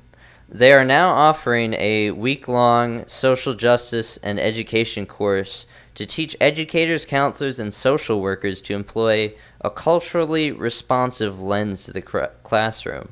The instructor, Kathy Roy, grounds her research in social justice frameworks, with particular emphasis on the experience of refugees and immigrant populations. So what we're seeing now is a publicly funded institution. You know, taxpayers are going towards funding this little course that they're doing to pretty much advocate for political indoctrination in courses. You know, I personally don't want social justice to be shoved into every single thing. You know, it's frustrating, you know? This is a culture war, and they're allowed to use these institutions which they've taken over. You look at what the radical leftists were doing in the 60s and 70s. Another period articulated by left-wing violence, may I add. They had a thing called the long run through the institutions, where they seeked to take over every single institution they could, which they targeted colleges immensely. Which, if you've read Solinsky's Rules for Radicals, they talk about. But, yeah, they're using their power and their tenure, which prevents them from being attacked for openly, or losing their jobs for being openly politically indoctrinating, to now further indoctrinate our youth. And it's disgusting. And you don't see right-wingers doing anything about this. Okay? We can't lose the culture war either. Politics is upstream of culture. Culture is what personifies who we are. And politics, you know, coming from the word polis in Greek, is people. So we need to control the culture.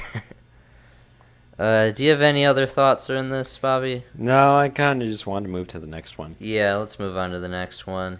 So the next thing we have is that at the University of Arizona, their student body president has reportedly pledged to work with administrators to create scholarships for illegal immigrant students, even though the state law explicitly prohibits them.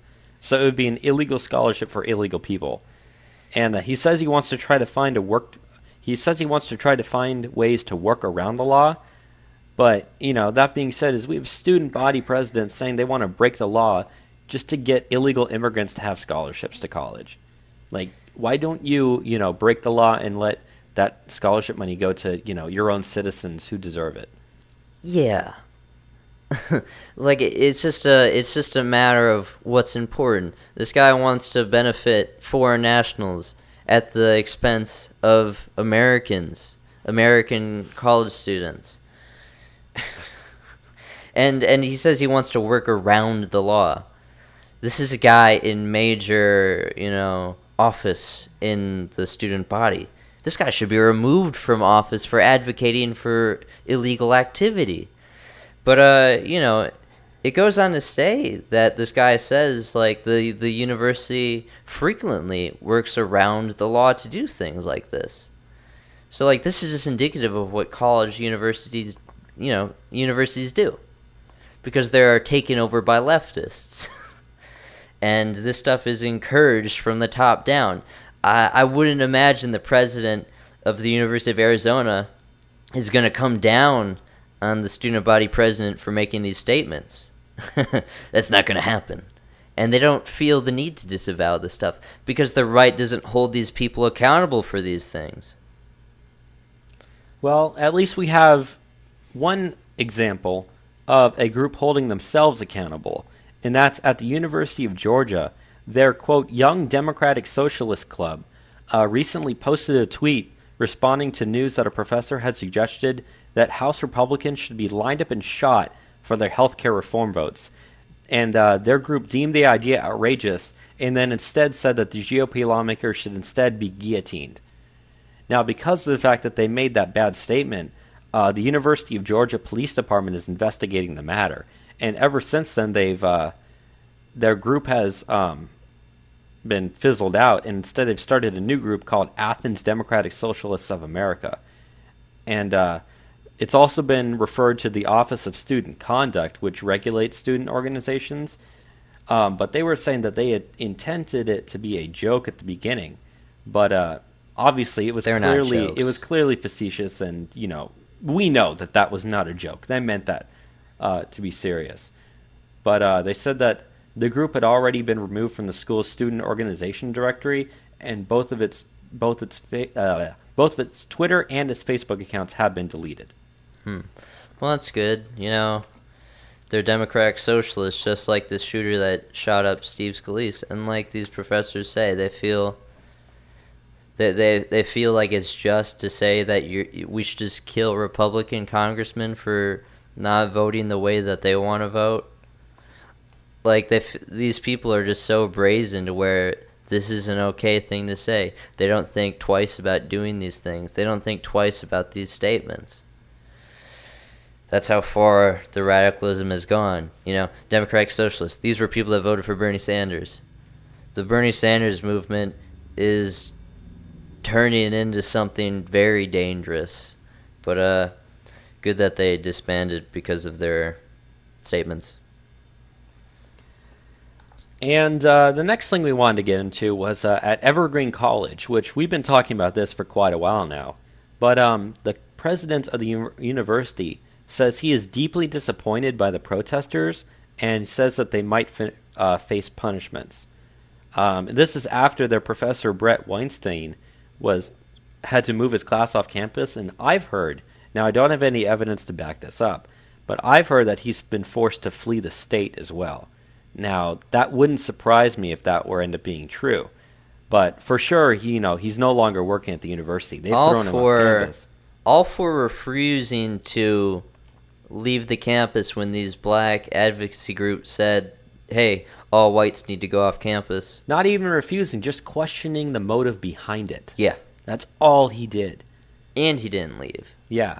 But they said that Weinstein has been very critical of them on Twitter ever since, talking to the administration of the university for their silence with regards to his safety on the campus. And he also went on Tucker Carlson's program on Fox News, pretty much just lit up the campus with blaming them for everything that's been going on. But despite that, the president of the university said that the students who did those things are likely to be facing they're likely to be facing disciplinary measures for their participation in the protest that drove Weinstein from his classroom.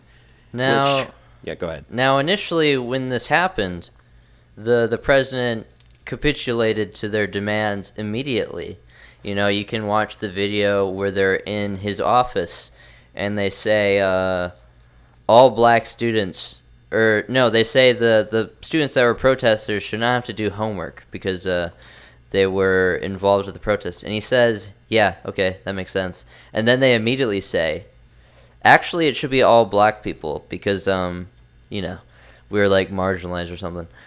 So then he's like, oh, well, okay, we'll do that. And then they say to him, and if you don't do this, you're going to give us a potluck where you're going to make gumbo. And he said, yeah, okay. So I question if they're going to do this stuff. But, yeah, these people should be punished. One thing that came out of one of the complaints that these protesters are making is, and professors at that college have been complaining about as well, is Brett Weinstein going on Tucker Carlson. Because they say, like, oh, he's taking this public and he's getting right-wing anger about this, and he's making it dangerous because right-wingers are now mad about what's going on. All the while, last week, we reported on the show, there are bands of leftists carrying baseball bats and clubs monitoring the campus, walking around, okay? And, say you are an individual such as myself who sometimes wears a Trump hat to campus, okay? You're going to get beat up by this crowd. There should be disciplinary actions. These people shouldn't get degrees, okay? They didn't learn anything from college. They learned to be idiots that should be tossed out of these institutions.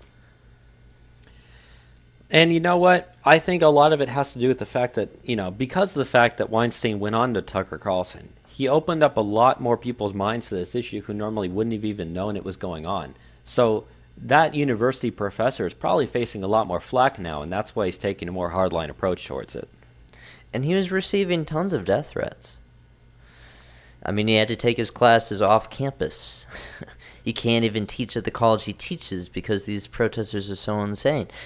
But this is the level of radicalism we live in our universities, which is why I'd like these institutions to be defunded if they're not doing anything about this stuff. I mean, what can I say that hasn't been said already? Nothing. Let's move on then. Yeah. So the last story we have for current year college craziness is actually out of the United Kingdom, and it's definitely a doozy. So a university, what university is it? Strathclyde. Strathclyde has recently sent out a note reminding the foreign students there not to crap in the showers. So this is the message that was sent out after the maintenance staff was tired of cleaning up poop so much. They said students at one of Scotland's top universities has been told off. This is from here. Now I got the quote. Yeah. Given the incidence of people pooping in bins and showers and likes, can I please remind all TIC occupants that the toilets have been provided for that special purpose. All bodily fluids, solids, and toilet paper must be disposed of down the toilet. While I appreciate that the TIC population is multicultural and different countries have different practices, here in the UK, the accepted practice is to use only the WC, which is a water closet. So, this is what happens when, you promote multiculturalism and you just kind of, when you take a cultural relativist viewpoint of it, to where, now you have colleges where these foreign national students are pooping in the shower and garbage bins. And there was an article that we cut that we didn't talk about, but that kind of goes along the lines of it. New York City is actually moving to decriminalize peeing in the streets. Because they import too many people where they come from places where this is normal.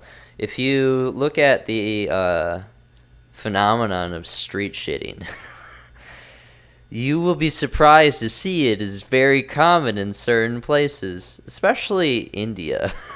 They have entire streets for a designated street shitting.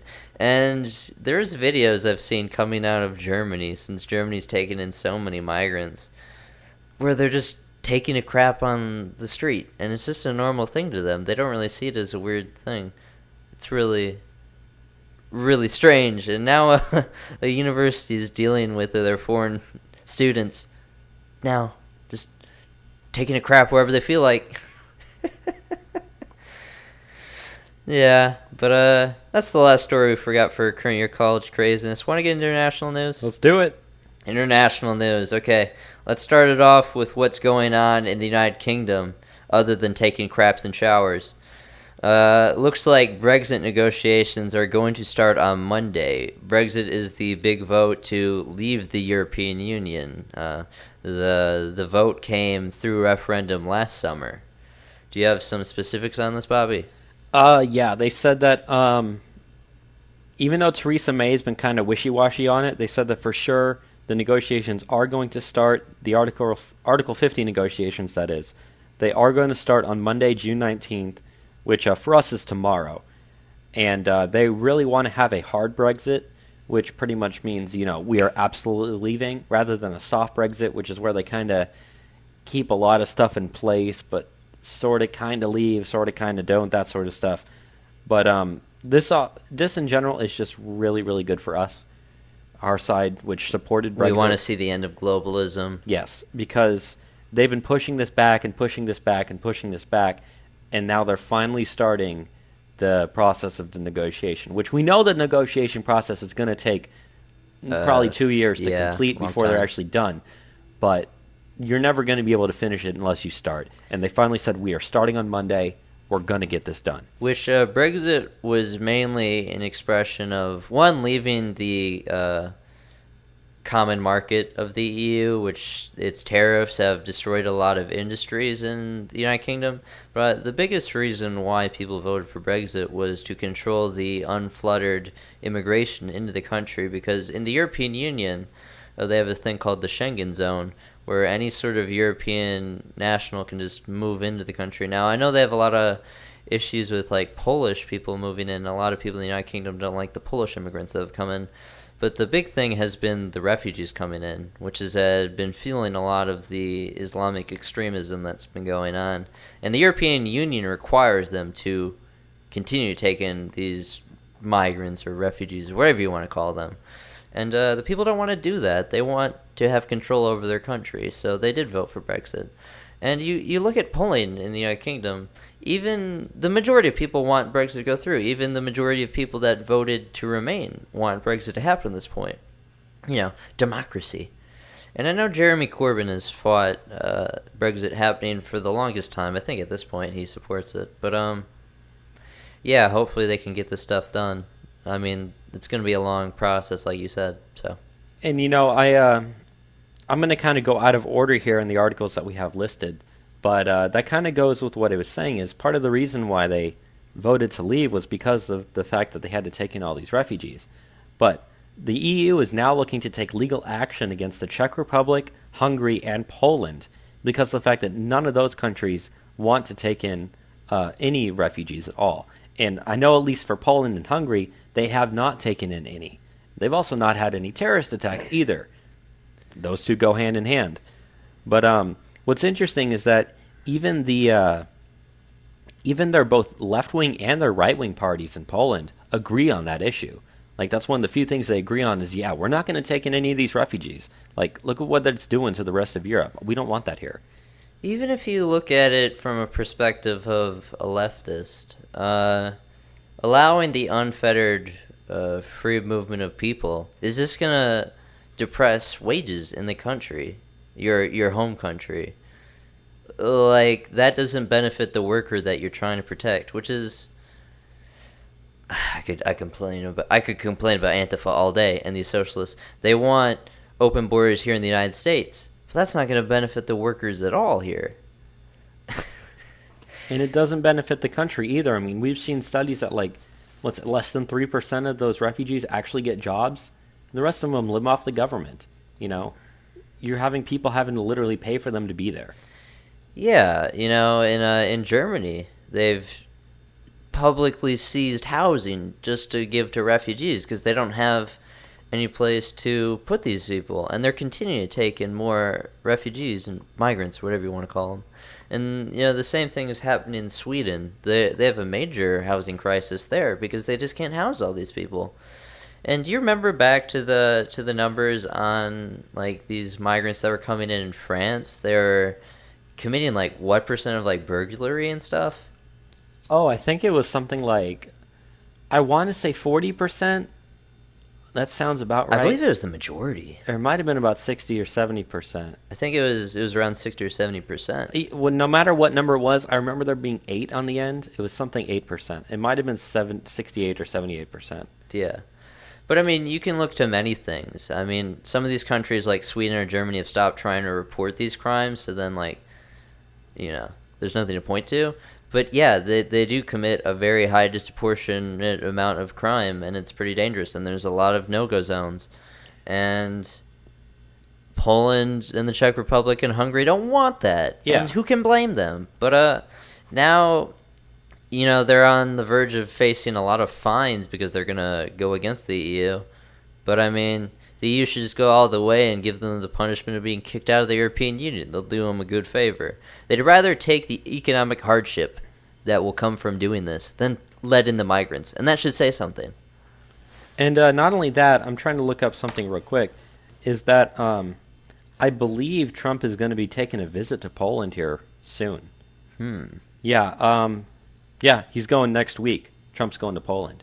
So it's very interesting that out of all this, Poland might end up being one of the U.S.'s closest allies here for the next couple of years. And that kind of comes out of nowhere. But I really hope so, because, Poland doesn't want to screw over their country, and they know what's best for themselves. Yeah. But that being said, I wanted to get into the next story that we were going to talk about.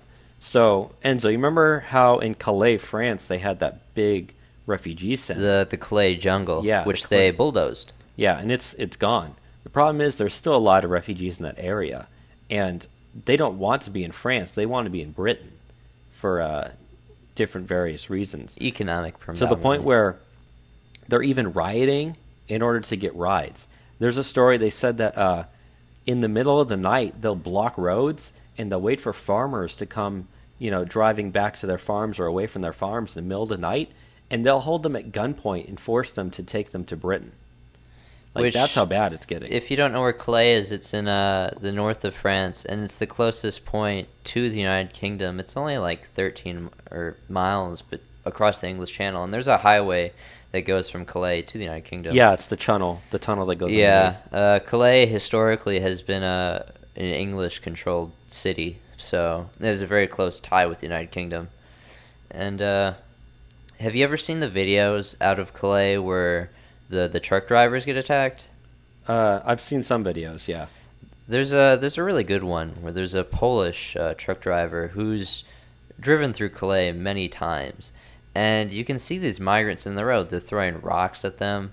Whenever they stop, they're trying to jump into these semis because they want to be taken into the United Kingdom, and it's super dangerous. And the truck drivers get killed out there, and now farmers are being taken at gunpoint out there.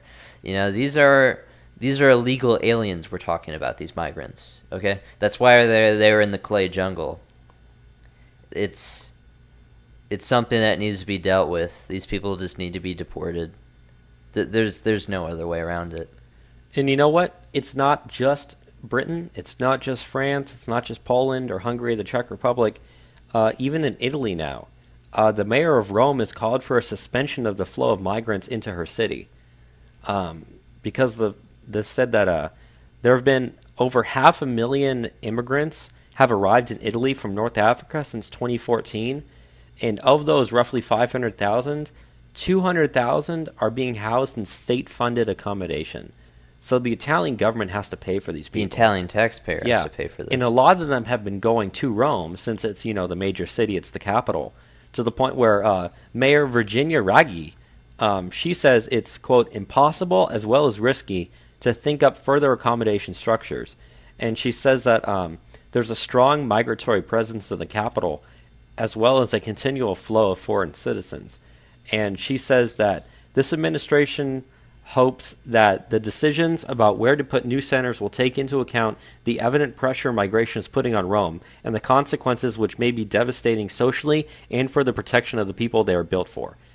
And she's saying that, that she doesn't want any more refugees in her country. In her city. She doesn't want any more migrants in her city. And I'm glad that there's at least someone who's standing up and trying to take action. Which, if you look at how it's going in Italy, they're getting so many boatloads of these migrants coming across the Mediterranean. And you have, German NGOs they're doing illegal things by doing it. They're bringing them into Italy.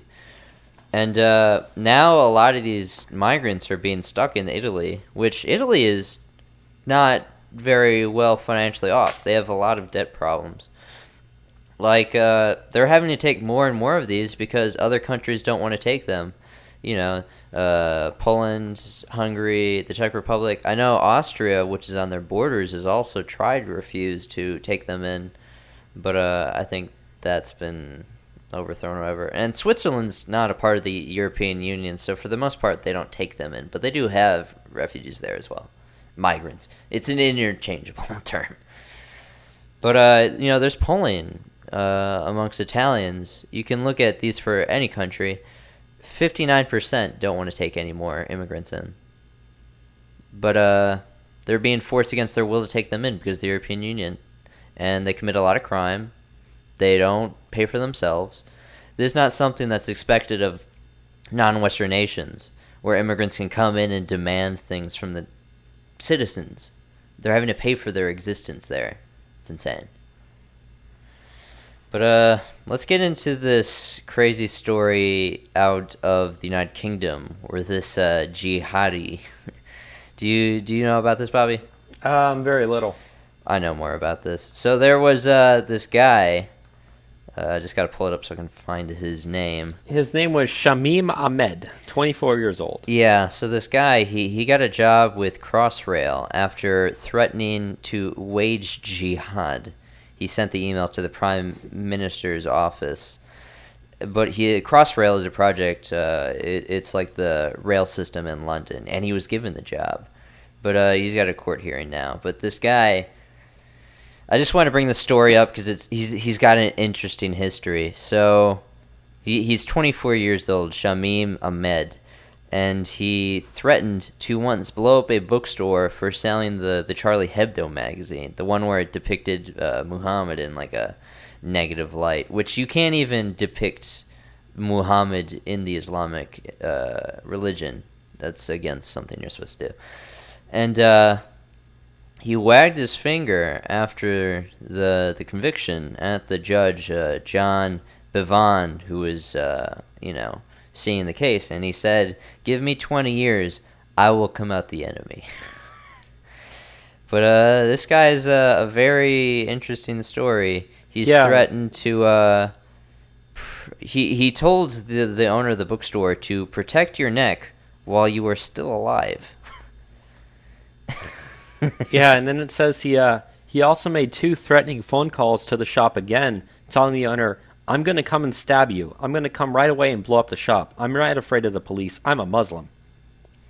Now, this guy has stated that he only recognizes Sharia law, and he owned up to these threats that he was making, and he was given 20 weeks of a suspended sentence, and he was ordered to perform 300 hours of unpaid work and pay fines of £1,680. But these are things that should put you in jail for like quite a while.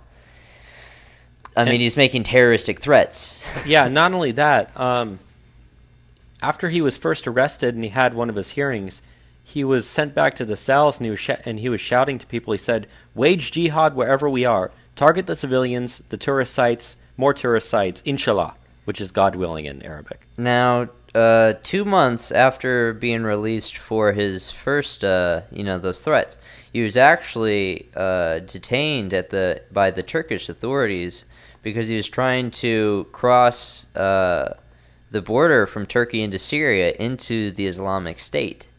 And they deported this guy back to the United Kingdom. Now, do you have the specifics on what he sent to the Prime Minister? Yeah, I was trying to find that. It was very, very difficult to say. I think it was just one of the regular wage jihad things that he told people. Yeah. But, the thing is, just at the end of the day, they gave this guy a job. Which is, that's the lunacy. Why? Not only that, but they said that back in 2014, he bought an Islamic State flag and camouflage gear with his PayPal account. Like, this is a guy who should be like number 1 in your watch list. But instead, you give him a job working for the government. It's funny, that especially since this comes out of London, where Sadiq Khan said that, they need to stop all these hate speech things that are online because it's bad about saying bad things about Muslims. But at the same time, he said later in that interview was given where he said that, we can't track who these extremists are, But here's a dude right here. For some odd reason, they give him a job in the London government. Yeah, and they said that the UK is what? I think it was 35,000 potential jihadis. Yeah. Like, how would you start right there, Why don't you just deal with this guy? I don't know. Do something with him. Put him in jail forever. I don't know. Yeah. But you know what? Speaking of London, there's some more stories that came out earlier this week. There was that massive London Tower fire at the Grenfell Tower, which has pretty much been kind of all over the news because they said that there's estimated with like 70 people have died, and there's still over 100 people more missing. And at one point, I believe they said that the top 3 or 4 floors, they don't expect anybody there to live. Now, what's interesting is that when this fire started, literally the entire building caught fire as it spread. Yeah, I've seen the videos of this. It's extremely rare for an entire building like that to completely burn up in the way that it did. But, it did. And it's just really a sad story altogether. But the reason we wanted to mention it, obviously, because of the fact that it's, very, very important, was the fact that one of the causes, the cause of the fire is unknown. But one of the reasons why the fire was able to spread upwards as quickly as it did was because they put some environmental cladding, which is pretty much exterior insulation, on the outside of the building. So that stuff caught fire on the outside and just literally caught fire all the way up and then burned inward from there. So it's ironic that in your attempt to be environmentally friendly, you killed people. You killed almost 100 people. Which is insane. If you haven't seen this stuff, I suggest you give it a look. It's really grotesque what happened. And mainly poor people lived in that building, so it's pretty sad. Yeah, they said they saw children waving from a window, and then they saw an explosion, and then the children disappeared. They said you could see their silhouettes, and then boom, then you didn't see the silhouettes anymore. Now, in the United Kingdom, I know Jeremy Corbyn, the leader of the Labour Party, which he's like an open communist pretty much. It's their left-wing political party. He has called for the confiscation of rich people's houses or buildings that aren't being used to house the people, the victims of this. And they've done polling where 59% of the people actually support doing so. So it's kind of crazy in the face of this catastrophe. People are actually having, communist sympathies of nationalizing buildings to give to people. It's kind of bad. What I think is even worse is I've seen people post on Facebook a picture of the building on fire, and it just says, thank you, capitalism. Like, what the hell does capitalism have to do with that? Yeah, it's kind of stupid. But let's get into these Sweden things before we move on. So, in Sweden, there was an attack on the police by a group of migrant youth that were in masks. What was the city that was in? This happened in the city of Trollhättan. Yeah. So the police were heading into this... there had been riots for 2 days straight. This was on the second night of the riots. And the police moved in, and they were attacked by over 100 individuals with rocks and clubs in masks. They believe that it was the riots were started because of a power struggle for the territory in the district among rival gangs. One of the gangs was of Somalis, and one of the gangs was of Arabic origin. So multiculturalism's not really working out so well for them. They're fighting amongst themselves. But this is just part of a bigger problem. No-go zones, where police actually stop trying to patrol areas. Sweden has a lot of these.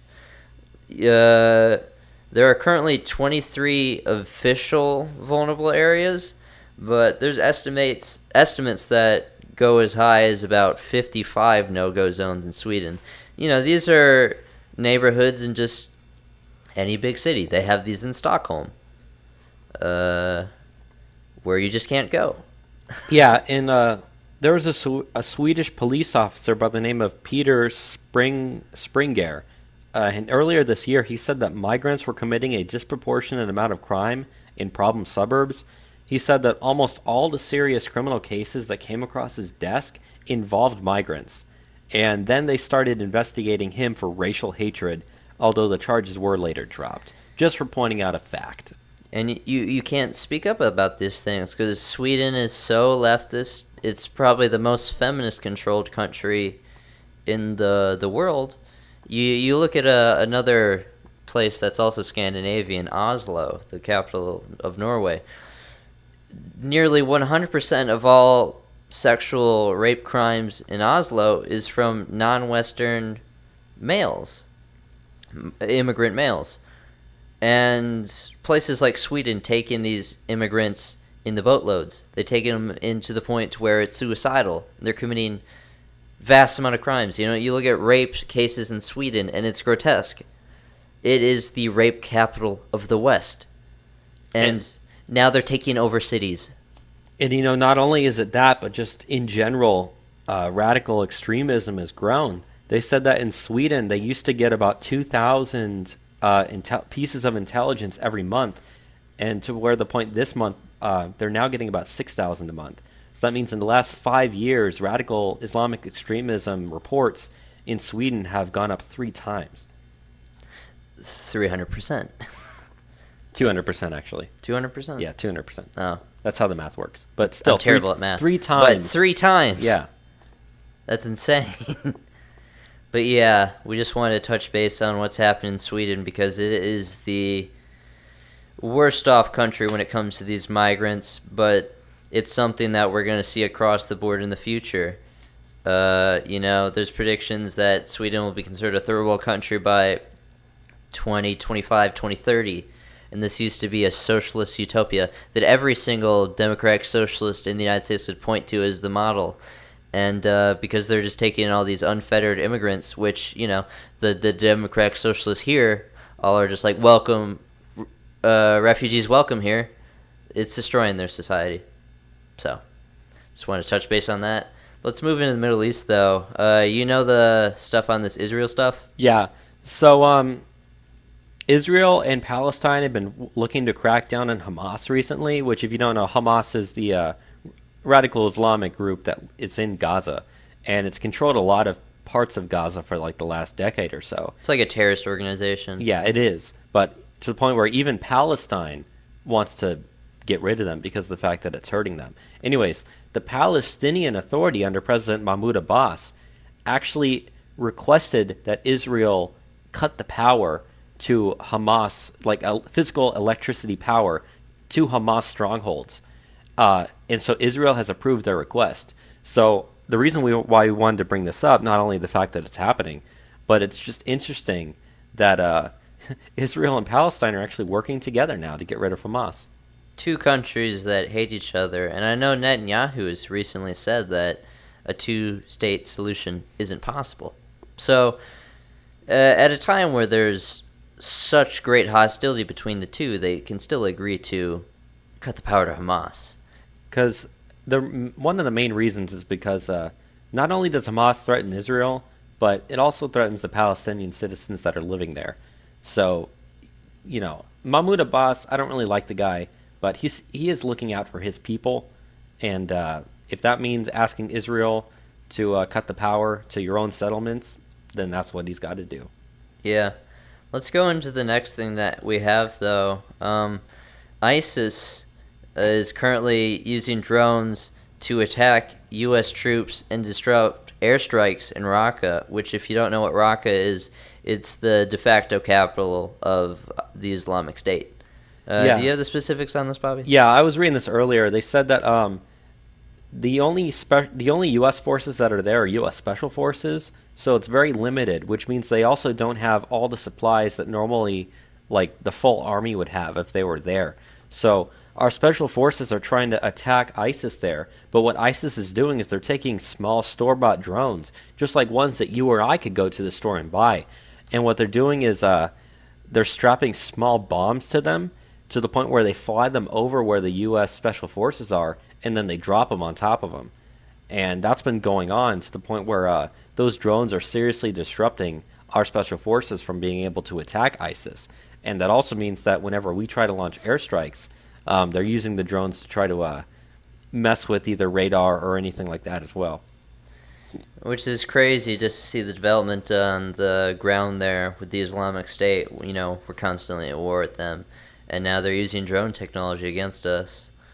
Yeah, and they said that one good news that comes out of this is the fact that the United States has not suffered any casualties yet from it, but the longer it continues, the greater the chance of that happening, to the point where I think it's safe to say it probably will happen. One of our guys will die because of it. But what they were doing is they're putting, we're now starting to have counter drone equipment around Raqqa. So we haven't really seen how effective that is because it was just recently enforced.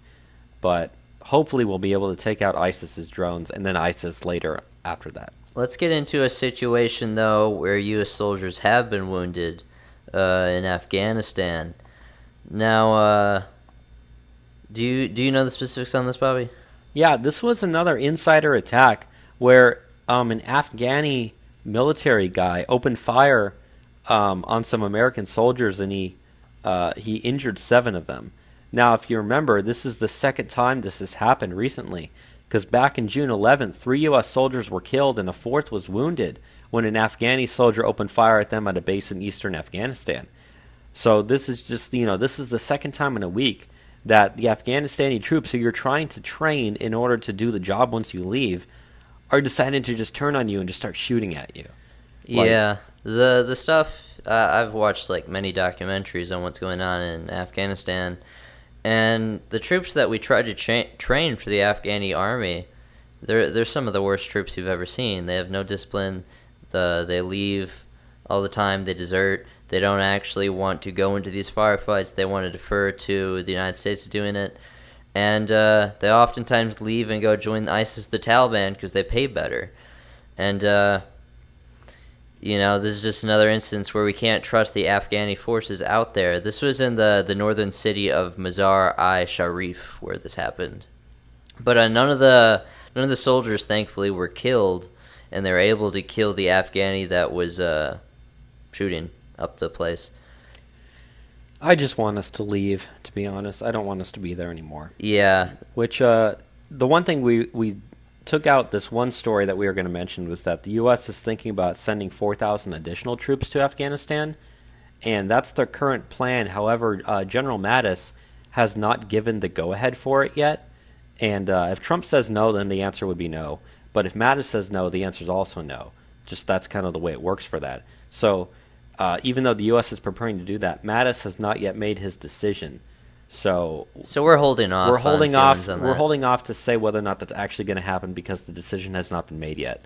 But if you have been following how Afghanistan has been going in the last couple of months, it's actually getting worse. The Taliban is regaining strength in Afghanistan and the Islamic State. So really, there's never been a better time to get out of Afghanistan. Is there any more Middle Eastern news? Yeah, the thing that just happened. So, the United States military just confirmed, well, this was like 20 minutes before we started recording. Yeah, this was right before we started. That they confirmed that they have shot down a Syrian government warplane over Raqqa. Do you have the stuff up on this, Bobby? Yeah, they said that the Syrian military aircraft was dropping bombs near U.S.-backed fighters in Syria. So the U.S. warplanes decided just to shoot down the other warplane. So that's really all we know right now. But we just wanted to let everyone know that happened. So remember when we were saying that, air-to-air combat? Well, we just had our planes just shot down another plane. Oh, wow. So that is an instance. I don't know if that would count as our side being attacked, though, because, it was just one plane. But we did use our planes to shoot down another plane this morning. Which, not exactly what we want to be seeing. We're definitely against war in Syria. And when Trump fired the cruise missiles into Syria, we were very against that. We don't want to see any sort of escalation in Syria. And definitely against what we just did now. But well, I mean, if the plane was dropping bombs near our people, then we had to take out the plane. So yeah. We were not the aggressors in that move. It was just a self-defense thing. I At least that's what it looks like right now. So I'm not happy the fact that we had to do it, but it happened. So I actually have some breaking news. This right. wasn't on the list, but this just happened. In London, there has been another vehicle attack on pedestrians, and there's a number of casualties out there. I mean, I can't confirm if this was a terrorist attack, but this is in the same vein of what we've been seeing over and over in Europe. More bad stuff coming out of London. Want to take bets on whether or not it was the religion of peace? It probably was. They say that one person has been arrested so far. We'll definitely be talking about this next week, no matter how this goes. But this happened on the Seven Sisters Road in London. Well, all I got to say is I guess that's part and parcel of living in a major city. So Yeah, so the saying goes. Well, let's continue with the show how we were. Yeah, let's get into the Canadian stuff we have. So in Canada, I believe this is this for all of Canada or just Ontario? This is the Canadian Senate that passed it. I think this is Yeah, all this of is Canada. for all of Canada. So they've passed a law to where if you use the wrong pronouns for a trans person, that can be considered a hate crime. I think I was confusing. There was another stupid Ontario thing last week, wasn't there? There was. All this stuff kind of gets molded together. Yeah, so in the Canadian Senate, this bill, which is called Bill C-16, passed by a 67-11 vote. And the bill adds prohibitions against discrimination on the basis of gender identity and gender expression to the Canadian Human Rights Act, amends the criminal code to extend protections against hate speech, and allows judges to take into consideration when sentencing whether a crime was motivated by hatred of the victim's gender identity or expression. So, yeah, in Canada it's getting pretty bad to the point to where you use the wrong words and you can go to jail. Well, I wanted to visit Canada a couple years ago. I think I'm just going to stay home now. Yeah, I don't know what's going on up there, especially with the amount of refugees they're taking in. But there's an individual, Randy Boissonnault, who is a member of the Canadian Parliament and a special advisor to Prime Minister Justin Trudeau, and he called the bill a critical extension of human rights. It is a great day for transgender Canadians and for the LGBTQ2 community. Where's the 2 come from? I don't know. He also said that it saves lives. I don't really know how. By be called the wrong words. Yeah, who knows? I don't really have anything else to say other than there's more dumb stuff with this LGBT stuff going on. But yeah, let's move into our final section, which is Asia. So the biggest story that we have coming out of Asia is from North Korea, where University of Virginia student Otto Warmbier has been released from North Korea and has been brought back to the United States. But the problem is that when he landed, he was in a coma. And when he first went to North Korea, he was not in a coma. And people are trying to wonder how that ended up happening. Now, if you don't remember, Otto Warmbier, if the website will load here, they said that his son first went there, I believe, back in 2010.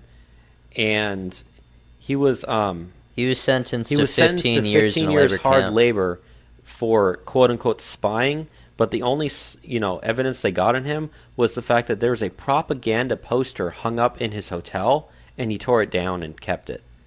And that was like their excuse to use this guy, and they sentenced him to 15 years hard labor because of that. And then somehow in that point the guy ends up in a coma. Now, the reason why we also wanted to bring up this story is that the father of Otto Warmbier was speaking out about it, and he said that the Obama administration told him to keep himself quiet and not to talk to anybody about the situation that was going on, whereas the Trump administration was the one that actually brought his son home. So, he is kind of politicizing it in a way. But if that's true and the Obama administration told him, don't talk to anyone about this, keep yourself quiet, that's just another reason to dislike the previous administration. And we've seen multiple instances where Trump's negotiations have freed people in other countries. Wasn't there a case in Egypt? It was in Egypt, yeah. Yeah. And, but, I'm glad that the kid is now home. It's sorry that he's in a coma. I do hope he fully recovers. I have no idea whether or not he will. Our thoughts and our prayers are with him. But, yeah, that's pretty much all I had to say about that. Yeah. At the same time this has been happening, Dennis Rodman is also in North Korea, and he's been up to some weird things. Dennis Rodman has visited North Korea 5 times now. He's a good friend with Kim Jong-un. Kim Jong-un. Yeah, he calls it basketball diplomacy. And they've been very, very good friends for a while. And back in 2013, Dennis Rodman even helped bring the Harlem Globetrotters to North Korea. Back when I was in high school, I remember watching a documentary about that happened like right afterwards. But the reason that we bring this up is because right after Dennis Rodman got off the plane, there was a picture that was taken of him walking up to a North Korean minister, and he handed him a copy of Trump's The Art of the Deal book. Now, I don't know if he's given a copy to the president of North Korea, but I've read The Art of the Deal. It's a good book. It's not a book that you learn things from. It's more of a memoir, but I hope they enjoy it out there. Me too. And the picture is just Dennis Rodman standing there. He's got the book. He's like, yep, I got this. So, I've joked about this in the past, not on the show, but I've told people that Dennis Rodman pretty much is like the de facto, what do you call it? The de facto ambassador to North Korea. Like, in a way, he kind of is. And I just think that's funny. Like, but anyways, yeah, that's all I had to say about that. I just thought it was really, really funny. And we got one more North Korea story, which I added just because it's kind of absurd. So North Korea is looking to open up their country to tourism. They say now that they're willing to take on month-long visas. This report comes out of the Spanish ambassador. And it comes with some photos the North Koreans have been tweeting out of all the spectacular tourist destinations, trying to really paint it in a different light. You can see all the fancy, pretty lights in North Korea. You can see some military parades. You can go to a water park. But it's all just for show, isn't it? Well, I mean, have you seen some of the documentaries out of North Korea? Oh, I've seen several. Yeah. It's a crazy place where the state watches you every single step of the way, which is why this guy got in trouble so quickly. Yeah, there's one guy who actually works for CNN who's a good guy. He's not a bad guy like most CNN people, but he actually pretty much he's been in North Korea for Will Ripley? Yeah, that's exactly what I'm talking about. But he posts a lot of stuff on Instagram about it, and even then you can see like firsthand just kind of how weird stuff is. But inside this article about North Korea opening to tourism, there's one thing I found that was pretty interesting, was North Korea has been blaming the United States for posting fake news about them.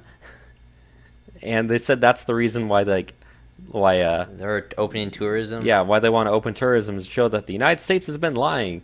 So, I don't know. But, I would never go there.